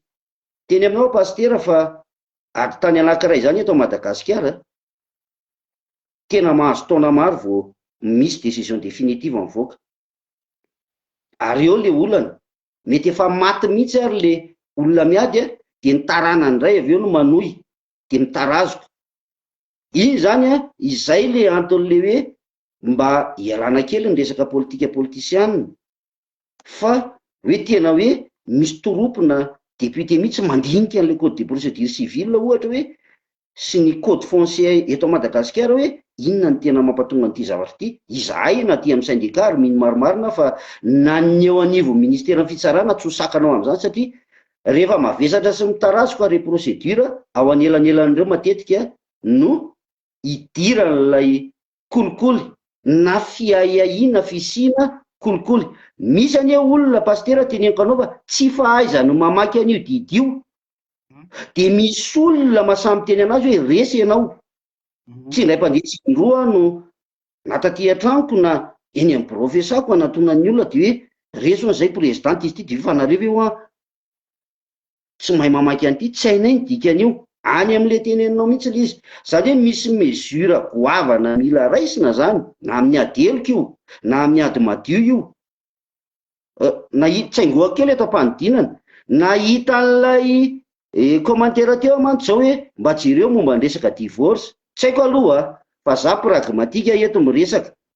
ny divorce tompoko eto Madagasikara tena mameno fitsarana raha mba fanadihadina nataoko. Donc sao de mba efa fotoana ny divorce par consentement mutuel zao hoe efa irahana ohatry ny any France mantsy divorce par consentement mutuel. Ny eto Madagasikara fisarahana mbola noho ny adosona divorce pour faute. Misy procédure goavana tsy maintsy ajay lepo tsara ao de zay no mampitarazoka an'izy zavatra be da be ohatry zany zany an'ilay mila fanitsiny. Za teniko tany ambolohany angamba pastera de ny teny tsotra sy mazava hoe tsy afaka hiteny tompoko satria tsy zany miandraikitra ny asan'ny mpitsara. Tsy afaka hiteny hoe tsy misy kolikoly ao amin'ny fitsarana. Ny teny mihitsy tany hoe nitsikitsika tany amboloha hoe nitsikitsika tsy mandihy foana fa matoa ny olona memenina. Fa za kosa nefa de mahasamby teny ary ombako manana Andriamarika ary io ny tena olana goavana misy. Mba hitreretinao ny pastera hoe raha tsy diso raha mbola tsy miova ny tany tsy fahaiza mamaky teny sy manoratra eto amintsika nge raha tsy diso 66 65% izay ao le olana ny didy io tsy afaka hoe zay tian'le mpitsara no soratanao hoe ohatry zao fa tsy maintsy araky ny lalàna ny anoratana ny didy. Zavatra ohatr'izay zany no ilana an'ilay ino ty izy ilana an'ilay hoe averiko ampidiriko an'izay resaka politika tsy politika politisianina mihitsy resaka hoe politika madio hoe anavoto koa ve tsika i Andro Rovina Andro Roviana fa tsy tokony efa fotoana fanararoatra ve zao am'le izy. Zay zany ny fanampin'izay ny aty teneniko mety misy ho tezitra fa ty teneniko ty ny fitsarana tompoko représentant ny troisième pouvoir eto Madagasikara, zay le hoe pouvoir judiciaire. Ary io koa matetika no mahatonga lay hoe lasa instrumentalisé ny fitsarana satria ny antony tsotra be, tsy mipetraka lay atao hoe pouvoir judiciaire na amin'ny constitution 4e république io ary du juridictionnel ny soratany ao fa tsisy soratra. Ary amin'ny exécutif législatif mariany tsara hoe législatif exécutif fa ny ena hoe du juridictionnel raha oledy hoe du pouvoir judiciaire. Misy nuance be zany pasteur fa mety hoe misy ny tsy mahatakatra an'izay. Ny tsy fametrahana ny fitsarana amma troisième pouvoir anazy eto Madagasikara ihany koa dia tadidio fa sorsana zavatra azy malaise be da be na amin'ny resaka fonctionnement normal sy fonctionnement quotidien le fitsarana, na amin'ny resaka liaison politique ny hoe fifandraisany tsy maintsy misy zany, tsy miresaka politika politicienne eto fa miresaka le tena hoe politique c'est l'art de gouverner, et gouverner c'est prévoir. De io mila mipetraka io zavatra io hoe apetrao maizy azy am'izay ilay fahefanam-pitsara eto Madagasikara. Ke rehefa mipetraka kosa angambozay pasteur fa mbola mila rahana le zavatra be da be nazavaiko teo aloha teo hoe misy pitsopitsona procédure be da be tsy fantatry ny vahoaka any ka iny raha reseny amin'ny fitsarana izy no entiny andeha anaovana iny ty izy andeha anaratsiana n'ilay mpitsarana le fitsarana hoe be kolokolo be ao. Ny faharoa manaraka an'izay antony mbola namafisako an'le teneniko hoe tsy afaka hiteny mihitsy hoe tsisy kolokolo ao fitsarana satria maninona hiteny exemple anankiray akaiky aminao pasteur misy vidéo caméra de surveillance ao amin'ny fitsarana ao fa ao manodidina an'io tokotany io misy moa ny efa tratra, misy tena hoe manararoatra rabateo reto ny tiako tenenina le mpaniera manararoatra le vahoaka mijorojoro eo de manaova insiste de boka ny didy avoakana mpitsara de tena maka vola manolona. Za zany ty hisintona ny sain'ny vahoaka hoe ramatoa ministra moa Rankabary tamin'ny 23 janvier rentrée solennelle anay de niteny mihitsy izy hoe marina fa asan'ny avocat ozy izy ny asana conseil na fanoloran-tsaina sy ny fiarovana fa tsy maintsy ezahana ampianarina ny olona ahalala n'ilay procédure satria ny tsy fahalalana no mitarika makany amin'ny fanaovana kolokolo matetika. De zay no antony na za moa zany ho an'ny tena araka izay takatry ny saiko sy afaka atoroko de tena ataoko hoe manoro olona maro moa mety misy manaraka ato hoe miezaka manao an'ilay hoe fanoroana arak'izay tokony arahan'le olona satria ary matetika ny olona manantona tsato misy mpitsara namana koa antony manantona efa tratrana misy olana hany milaza fa mpitsara pasteur misy olona milaza fa greffier, misy olona mavita manao didy sandoka andeha andrahoana n'olona angalana vola be da be zany zavatra zany. Ary nisy moa ny ady sy ny tololevana atao tamin'izany zavatra zany ary isaorana ny ahoana zany mpiara-mombon'antoka sisa ny antony hipetrahan'ireo resaka iny ty izy vidéo sy caméra de surveillance eo anivon'ny palais de justice eo anosy ny manodidina. Ary efa mba nahitam-bokany kely izy fa mbola tsy azo lazaina hoe nahavaolana 100 isan-jato. De miazo zany ny solution tsotra sy mazava de telo. Voalohany manentana anareo misolombavambahoaka satria nareo ary nareo inona maromarina tsy vitsy moa ny solombavambahoaka ihany koa anisany misolo vava ny vahoaka mifidy azy amin'ny resaka tsy fetezany zava-misy eo anivon'ny fitsarana, de ny eo anivon'ny ministera ny fitsarana, ny eo anivon'ny exécutif indrindrindrindra reo zany le solution telo hoe aleo jerena le point le teboka arak'le efa nazavaiko teo zay vonona. afaka hoe tiany avaty aminay zao no mamety ny asa-pitsarana. Zay ngamba pasteur, mety lava be izy fa miala tsiny akony. Ilaina zay ka omena nostana fitenena fa mandra-pahainoana anteteniko te da nararoatra ihany aho hoe eo indrindra no olana ngezabe ny mialatsiny moa fa tsy ananakavana raharam-pirenena zay mahita hoe manana kompétensy amin'izany ny fanoratana lalàna momba an'izany ve nisy olombavambahoaka antsika reo izay tsy manana ny minimum na connaissance na lalàna akory ny zavatra lazainao eto nefa ny monsieur le président dia tena teknika. Donc zany fanontaniana mipetraka hoe reo assistant parlementaire an'ireo ve tsy tokony olona mianatra lalàna ihany farafaratsiny no mba miassiste an'ireo député reo fa mifona fa any amintsika anie rehefa manana volamena sy gourmet eny amin'ny tanana sy peratra sy 4-4 dia azo fidina député dia mpanao lalàna nefa ny tsy namaky lalàna mihitsy ny masony hatramin'izay naolona azy iny tsy ary finy dia anankiray ihany koa ano midirany pasteur valikely vetivety aloha zay raha mba mety mikasika ny solombavambahoaka hoe manana capacité intellectuelle sy compétence ao amin'izay ve zareo andinika techniquement sy ny sisa mikasika ny resaka lalàna fanotsiana fanavaozana fanovana lalàna sy ny sisa sy sisa amiko manokana tsy voatery fa kosa ao 120 220 sa 120 ny député atsika be pahay lalàna ao amin'ny ary tsy loazan'izay hatramin'ny elaka hatramintsika miteny zao ny lalàna rehefa lanina manko tsy hoe lalàna ho amin'ny mampikony ohatra na lalàna ho amin'ny maindrano na lalàna ho amin'ny meritsetosika fa lalàna ho amin'ny Madagasikara ary ny député atsika dia député de Madagasikara zany hoe ilay député rehetra zany ana eto no mba angatahako hoe zay atao amin'ny syndicat de magistrat de Madagasikara ary ino koa ny syndicat de greffier de Madagasikara satria samy ao ny ordre des avocats, ao ny chambre des notaires, chambre des huissiers sy sisa hoe inona ary zavatra ho ataotsika atsara ity rafi-pitsarana eto Madagasikara ity dia afaka hoe mamola vola an'le izy dia afaka mampifanolo-kevitra amin'ny député zany ao anatin'izay fa tsy voatery izy hoe hoarana zany na ho ainy le izy fatako hoe mbola somary manana endrika politika politisiana ilay élection législative ety amintsika hoe député mampanantena amboatra lalana sy amboatra tetezana na amboatra sekoly sy ohatroatra izany mise à part ny resaka siady moa iny efa an'zareo maleo tena dia eo le olana fa tsy dirako iny satria any amin'ny législatif iny fa ny ato amintsika ato amin'ny resaka judiciaire zany any vahoaka rehetra zay manaraka moa tena misy ny zavatra be da be mila remina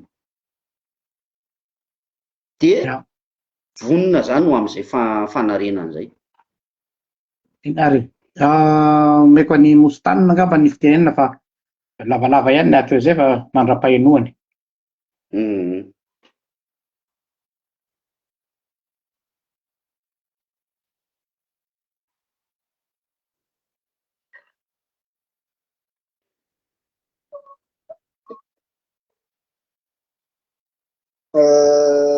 Tonga dia resaka misy moa dia nisy fotoana nisy zavatra tsy voavaly ihany ny fanontanianako teo aloha satria niraisiko le exemple hoe aiza ho aiza ny syndicat ny magistrat satria raha nandray exemple hoe États-Unis ny Trump manao ny ataony hatramin'ny hoe manao resaka taxe miompapany taxe douanière reo ny cour suprême en États-Unis nanao rappel à l'ordre ny Trump dia misy limite ihany zany Trump fa ny ao amintsika sy ny tenentsika teo hoe ny syndicat magistrat zay andraindray any vahoaka amin'izao satria ankoatran'le force de l'ordre dia faharoa ny fitsarana raha ohatra ka todika amin'ny raharam-pirenentsika manana ambara ve amin'ny resaka honnêteté intellectuelle zany kodirana amin'izay hoe ianao ihany président ny teny hoe ao anatin'ny misy coup d'état fa tsy intérim dia nefa androany misy décision be dia be mandeha ao amin'ny firenena dia ohatrany hoe mangina ihany le fitsarana tsy mamoaka hevitra satria efa tsisy anteherany intsony le vahoaka. Ny miaramila tsy miteny ny fitsarana tsy miteny hitantsika moa mpanao politika miandry toerana daholo ny ankamaroany ny assemblée moa efa resanareo teo manaradreny rano fotsiny iza zany ny anteherany vahoaka androany ao amin'ny firenena. Enareo koa mbola miteny hoe misy kolikoly ao, tsy afaka tsy teny hoe tsisy kolikoly. Eny marina zany tia isan'ny anatra atao a Madagasikara zay isan'ny mahafantatra ny système judiciaire Madagasikara fa raha tsy hoe misy volonté tsirairay indrindrandrindra ianareo manana andraikitra kely tsy mijoro mino fa tsy misy olona satsony satria izy ndio hoe ny fitsarana nataon'ny fitondrana rehetrarehetra fitaovana foana. Matahotra ny olona iteny satria io rehefa misy raha matahory mandeha ny conseiller ministre miakatra plateau mbala masara ny endrika ny diaspora hoe efa tsy fantany hoe aty andafy zany ny misy lalàna ny atao hoe protège an'le lanceur d'alerte fa miteniteny foana le conseiller sorana moa izy miakatra plateau fa ao amin'ny système judiciaire zany raha ohatra ka mivoaka ihany le cas tiany zareo tenena hoe tandremo fa zay manesina fanjakana zay manao an'izao tongany dia ianareo ny manaiky atao fitaovany tsy hiaro mihitsy ny syndicat tsy zavatra ieterany vahoaka. Aiza ho aiza zany ny fijoroany zany syndicat ny magistrature amin'izany rehetrarehetra izay. Ohatrany hoe lava be koa ny fanotaninako zay fa zay ny amoako an'le hevitra. Valiko moa izy ka le malava be ale fantaniny mositana no mampatonga an'le misy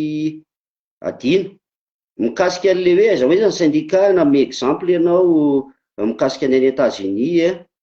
ny zavatra tsy hen'ny mositanako moa efa valiko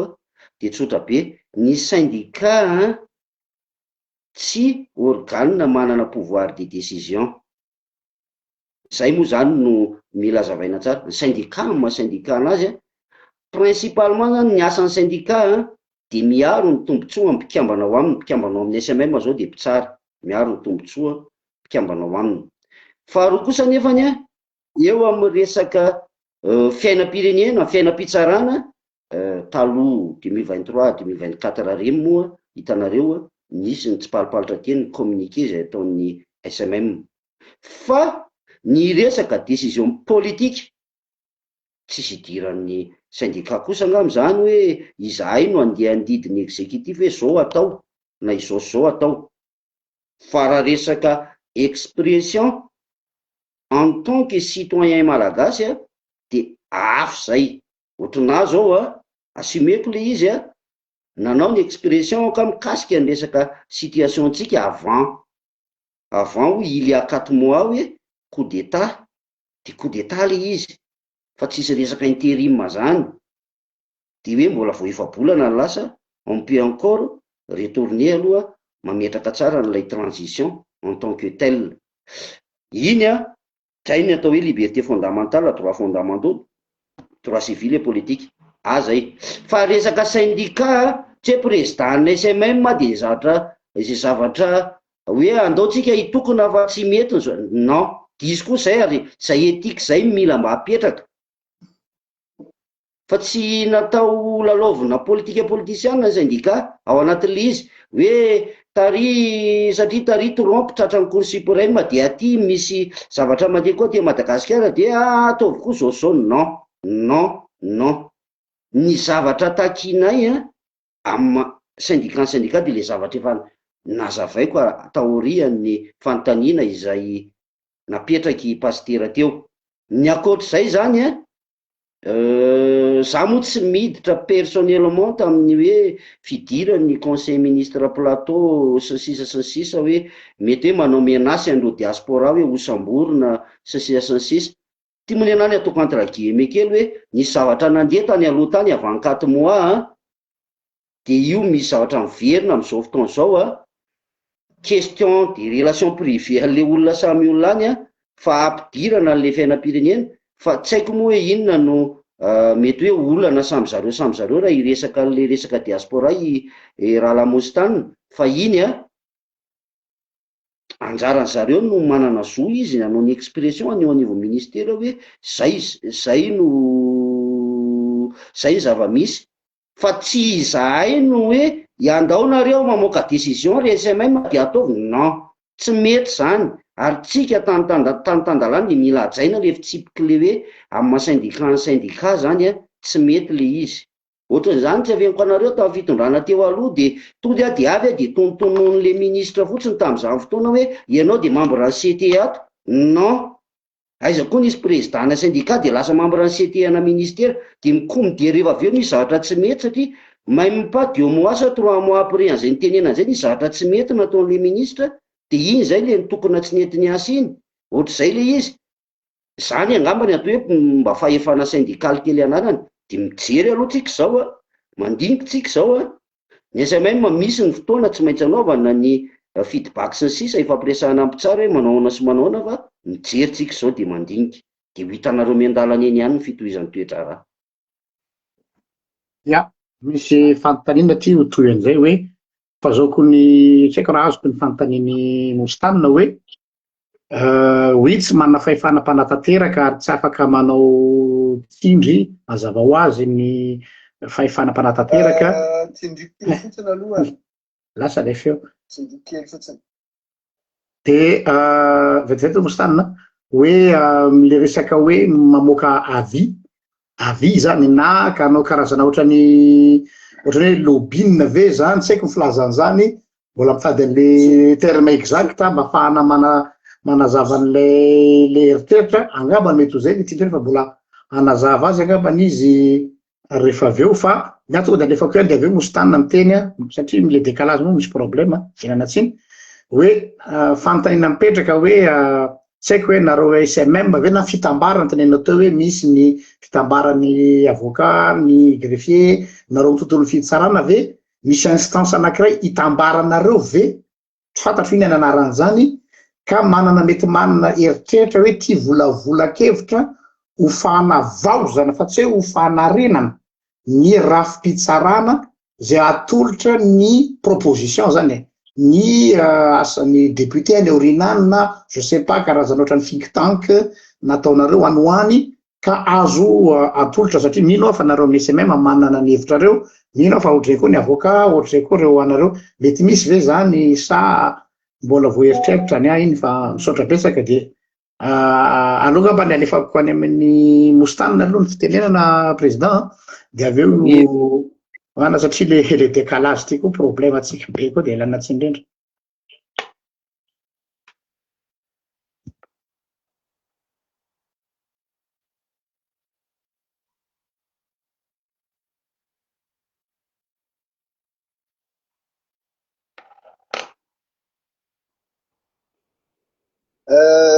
iverena kely fotsiny teo raha lalinona satria tsy hoe tsy azoko ny asan'ny syndicat azoko tsara ny asan'ny syndicat zay tokony hidefendre ny intérêt collectif na individuel membre ny magistrature fa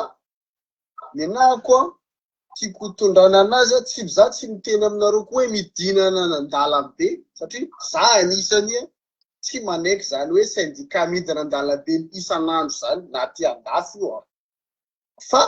ny syndicat rehefa misy décision raisina kosa amin'ny firenena de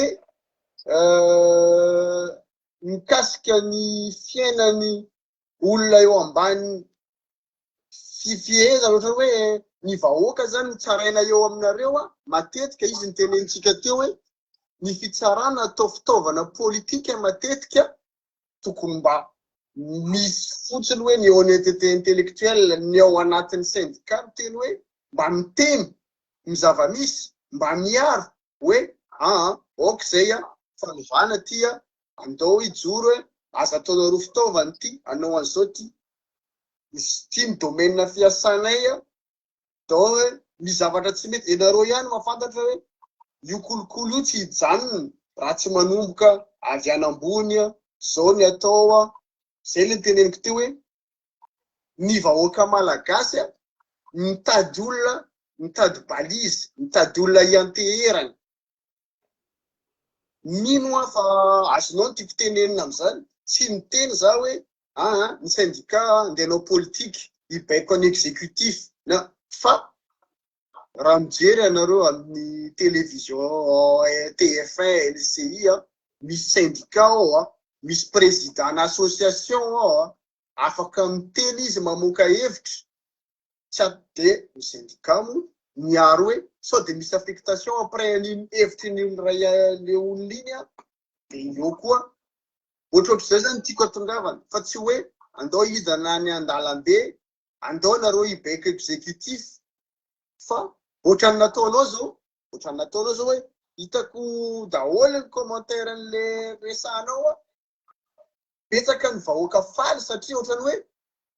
nivoaka ny président ny syndicat ny teny hoe zao ny zava-misy eto amin'ny firenena ohatrany hoe ohatrany misy lumière kely zany amin'ny fiainan'ny vahoaka malagasy tsy haiko asa azonao am'izany tiako hitenenina. Azoko lizy mostanaka azoko fa ny antefany le tena valy teny koa anankiray a ho an'ilay mpanaraka atsika aloha ray a mety hiparitaka ihany arak'izay ho tratrany ihany moa ty zavatra ataonareo ty a ho an'izay rehetra manaraka satria misy olona tena indraindray diso fandraisana izy mikasika an'le atao hoe SMM de anararoatra kely raha lamostanina ao anatin'le izy mba hanazava kely am'tiako kely mariana farany a fa betsaka ihany koa ny olona manafangaro ny SMM amin'ny CSM de mba tiako tsindrina farafarakely aloha zay hoe ny syndicat ny SMM syndicat de magistrat de Madagascar, ny CSM institution mihitsy ny CSM anankiray a Conseil supérieur de la magistrature ny filohan'ny repoblika no filohan'izy io a ministra ny filoha lefitra misy eo ampikambana raiky amby roapolo eo ao reo no mizere ny carrière de magistrat zay tsisy hitsabatsabahany ny SMM raha misy zavatra hitsabahany ny SMM angambany a tsy hitsabahany fa andraikitra tandrifo an'ny SMM moa zay hoe misy mpitsara miakatra conseil de discipline de ny SMM manana droit miaro an'le mpitsara de van'io CSM io zay angamba ny liay mety misy ao anatiny misy koa ny fiaraha-miasa any anatin'ny fanatsarana ny tontolo fitsarana de miara-miasa ny syndicat lizany tena marina zay mpitsara daholo ihany ao anatiny fa naparitaritaka ny tandrifina andraikitra samy manany azy fa zavatra ray a afaka anatsarana zavatra rehefa mipetraka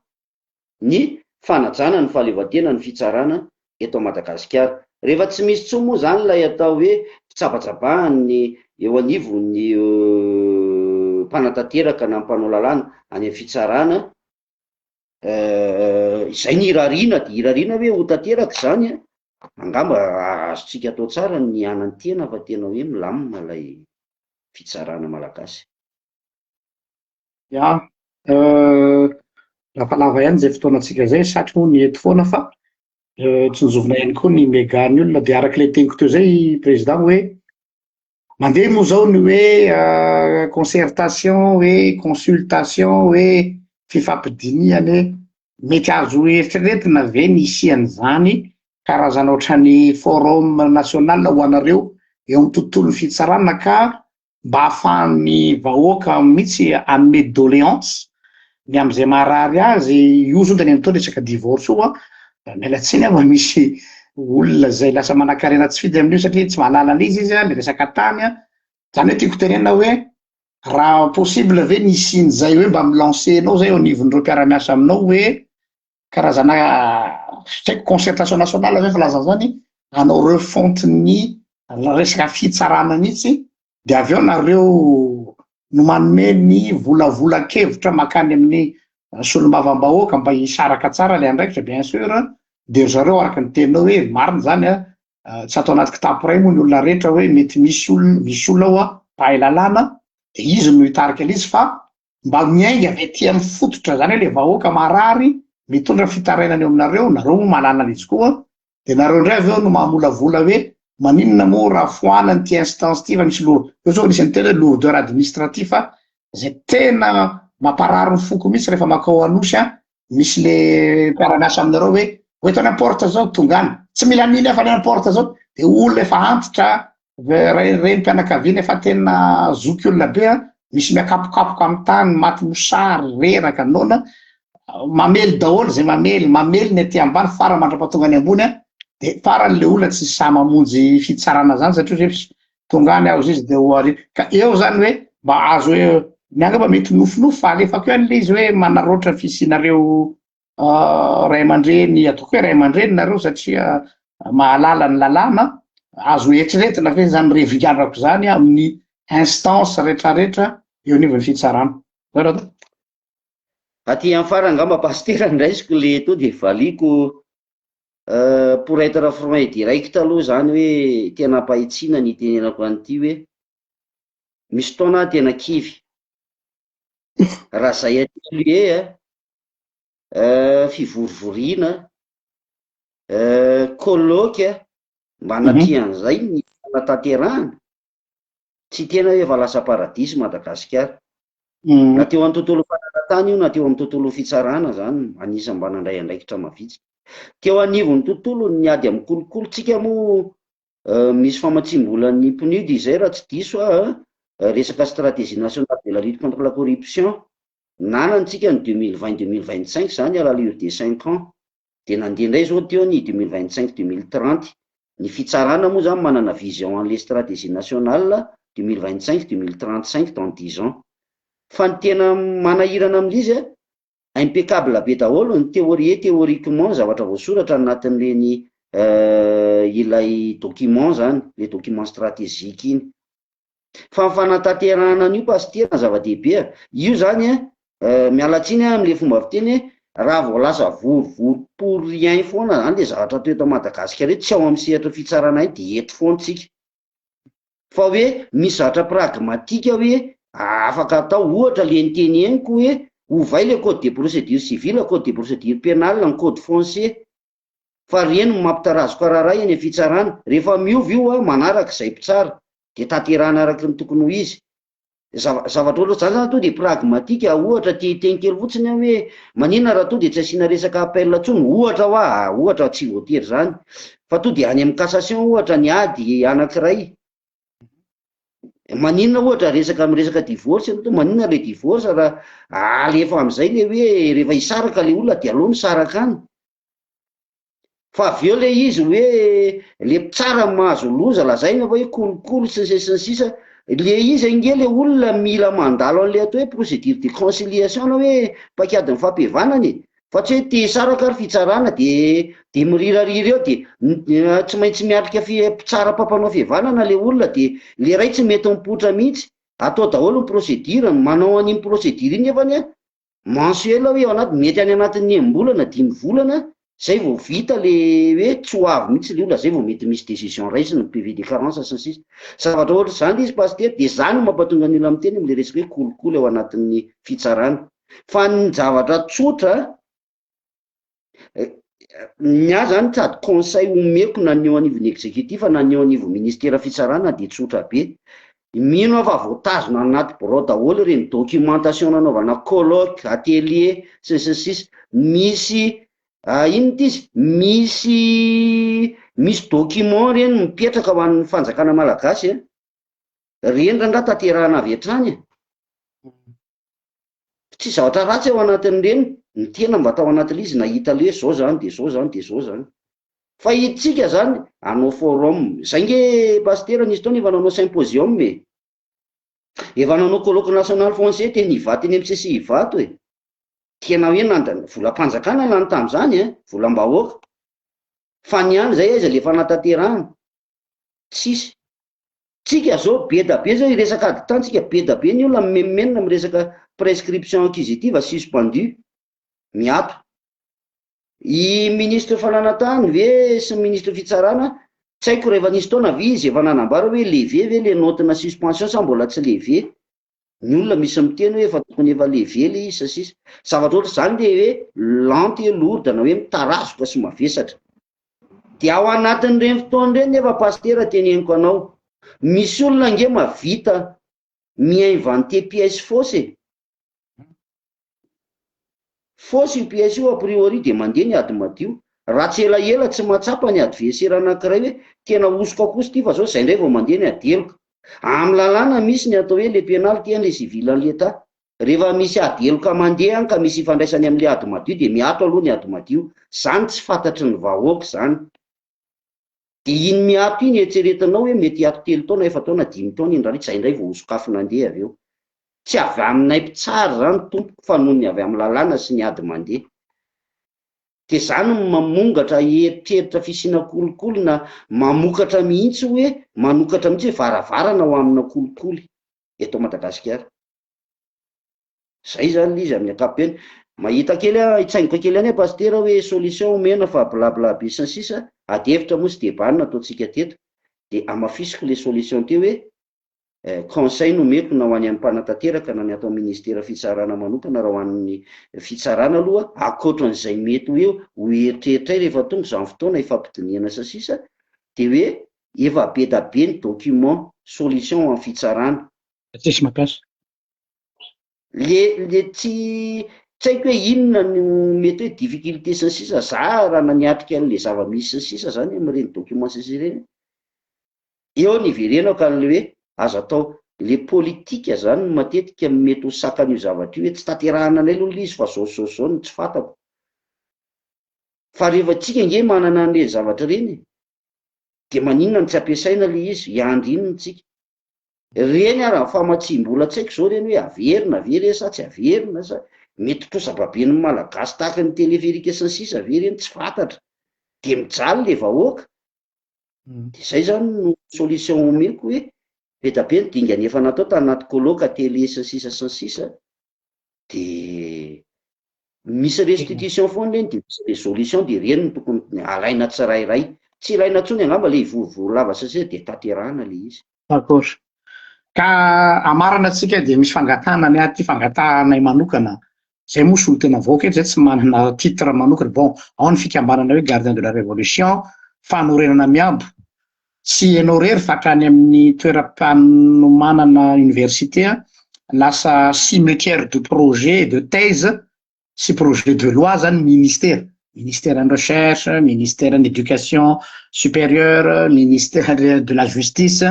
Tena marina misy tena tsika champion du monde amin'ny fanaovana atrikasa. Ary tian'ny olona misy fa mialatsiny moa tena hoe arosina volam-panjakana misy vola be eo, per diem, per noctem, compagnie sy ny sisa. Ka zay mba mangataka concrètement za zany tena tsotra be hoe azonay atao citoyen tsotra ve, zay ngamba zao le zavatra tsy misy,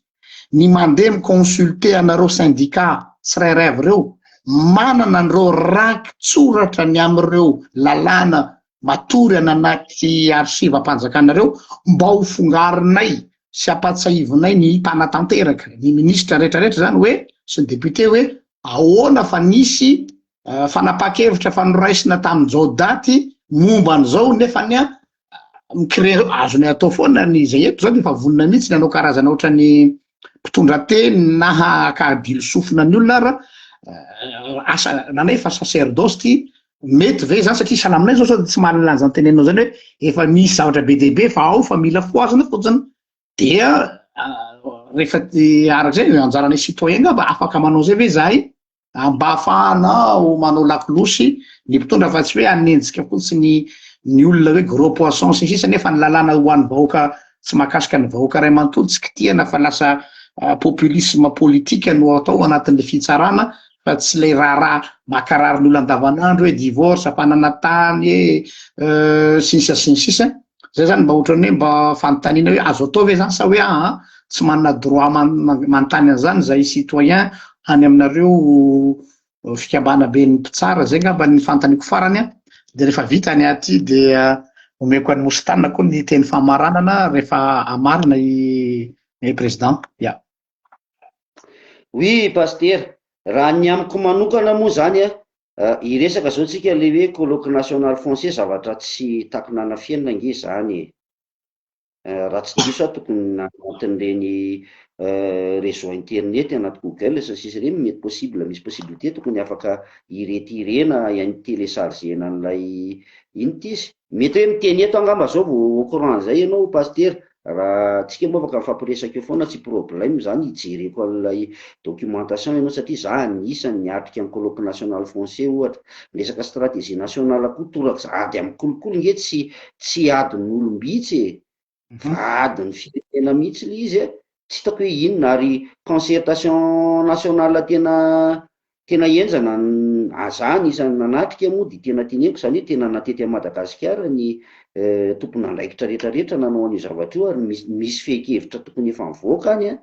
dia ifampijireny hoe ahoana raha hoe fa zay moa ny avaty amin'ny SMM moa zany satria vao miresaka kolokolo moa dia fitsarana no vao resaka voaloha dia normal ny tena raha naharaka sy nahafantatra an'izay toe-java-misy zay dia zay ngamba no afaka avaloko amin'ny pasteur an'izay.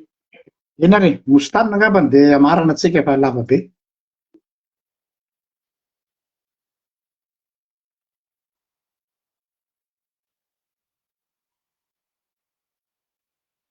Anteny tsika fa taraiky. Any anaty zany dia misaotra anao rahalahy nasay mijoro tonga amin'ny zao invitation izao mbola mankahery anao ihany a, mankahery anao amin'ny ady ao anatin'ny zany tontolon'ny fitsarana zay a, masay ihany mijoro ary mankasitraka ny vitanao, hitanay be dia be ny olona manaraka anao koa hitanay a, dia miara-misalahy eo tsika e, mbola vonona zay fanomitanana koa amin'izany a, raha misy zavatra azo iarahana dia iarahana zay, dia mankasitraka ny mpijery fa fantatra hoe fa lavalava ny androany eo koa moa ny olana teknika tsy afaka hivalapatra noho izay tsika. Ya. Dia velomana daholo dia mankasitraka. Ya, misaotra tompoko asa misy teny farany ataon'ny président amin'ity takariva ity. Ie, angataka teny kely farany moa pasteur, misaotra betsaka ny anareo mirahalahy mianaka moa zany nanasa ao amin'ity fandaharana androany ity, dia mankasitraka ny faharoa misaotra anareo izay mpanaraka sady eo ampamakiana le commentaire raisina ny kiana ahitsy ny mety heverina fa tsy maintsy zavatra ahitsy moa zany araka fangatanareo ao anatin'ireo commentaire reo hoe araka izay tandrifina ndraikitra filohan'ny SMM tena ihany koa, fa ny mba fangatahako ho antsika rehetra izay mpikirakira tambazotra dia hoe aza dia maika ino na anaiky resaka mety hoe affirmation gratuite na ohatr'izany moa mandresaka procédure mandeha eny amin'ny fitsarana sy ny sisa. Za tsy mampaninona anao ana manokana hoe raha mbola takatry ny saiko sy afaka hatreo amin'ny fatrany sy ny fetrany ny zavatra afaka atoro satria mba tsy handeha nitsakitsahana ny asam-pisolo vava sy ny sisa, fa raha mbola ao anatin'ny atao hoe zon'le olona tokony halalany zao ka ao anatin'ny fahalalako sy ny taratry ny fahalalako jato sarotiny io moa ny anarako efa tsy mioviny dia afaka izay le fanampiany afaka mifanorotsika, afaka mifampianatra ao anatin'le zavatra azo atao satria araka ny teniko tany am-boalohany hoe ao anatin'io tsy fahatakarana, tsy fahaizana, tsy fahalalana manakatra ny mpakiadin-dalàna sy ny andin-dalàna matetika no ivoan'ny ho fisiana kolokolo sy ny sisa, fa rehefa mazava ilay fifampiresana sy fanazavana ny toe-java-misy satria dia rehefa mazava izay dia minso matoko fa hoe efa singa anankiray mba entina ho any amin'ny fifampahaizana miaino zany amin'ity tontolo sy ny sehatra ny fitsarana ity, dia mbola mamerina sy ny fankasitrahana ho antsika rehetrarehetra samy io tahin'Andriamanitra daholo tompoko. Misaotra président ny ty takariva ity satria tsara fantatrareo moa fa izy dia mbola teny an-tsaha izy teo nisy avandram-beo ny tany aneritsetosika tany so nanahoana ny fambolena fa ino fa mba afaka mba nanao zay na fa de zany hoe tena atao anatin'ny asa aman-draharaha izy no ny azakazaka namonjy antsika eto ka isaorana azy be dia be ny fandavatenany amin'ity alina ity ifolana be dia be amintsika mpanaraka ny pejy ny olana ara-teknika satria indraindray moa mety ny teknôlôjia indraindray tsy mety fa tsy folaka le izy fa raiso amin'le mipanahy eo izay vita tsika tandroany dia mirary soanao vita soa amin'ny andraikitra misaotra betsaka amin'ny fanekenao sahady ny fangatahako manokana teo hoe andondombaravara matetika any zahay amin'ity raharaha fitsarana ity satria anisan'ny andraikitra ny raisinay eo anivon'ny vahoaka zay hiady ho an'ny vahoaka dia ampianatra satria matoa ny teny teo hoe ny olona tsy mahalala ny zoany anisan'ny antom-pisian'ny gardien de la révolution dia ny hoe gardien ny droit et liberté ny olona anatin'ny antom-pisianay zany ka atao ahoana moa no gardien raha tsy mampafantatra aloha hoe zao daholo anie ny lalàna zao daholo anie ny zoanareo hoe dia mba tsy soararaotin'ny olona araka le teny teo fa mirary soa dia misaotra ny mostanina koa iarana tsiny mostanina raha mety tsy afaka ny nirindra tsara ny tandroany fa nanao effort izy mbola nijanona teo dia manome fotoananareo amin'ny herin'ny tozao indray amin'ny ora mahazatra raha sitrapon'Andriamanitra mety misy vahiny hafa indray tsy ampozina vitantsika io arakaraky ny toedraraha-pirenena zany. Misaotra betsaka président. Makasitraka atsika tsy avandra be fotsiny ilay izy fa avandra kelikely. Eny ary eny tompoko misaotra tompo.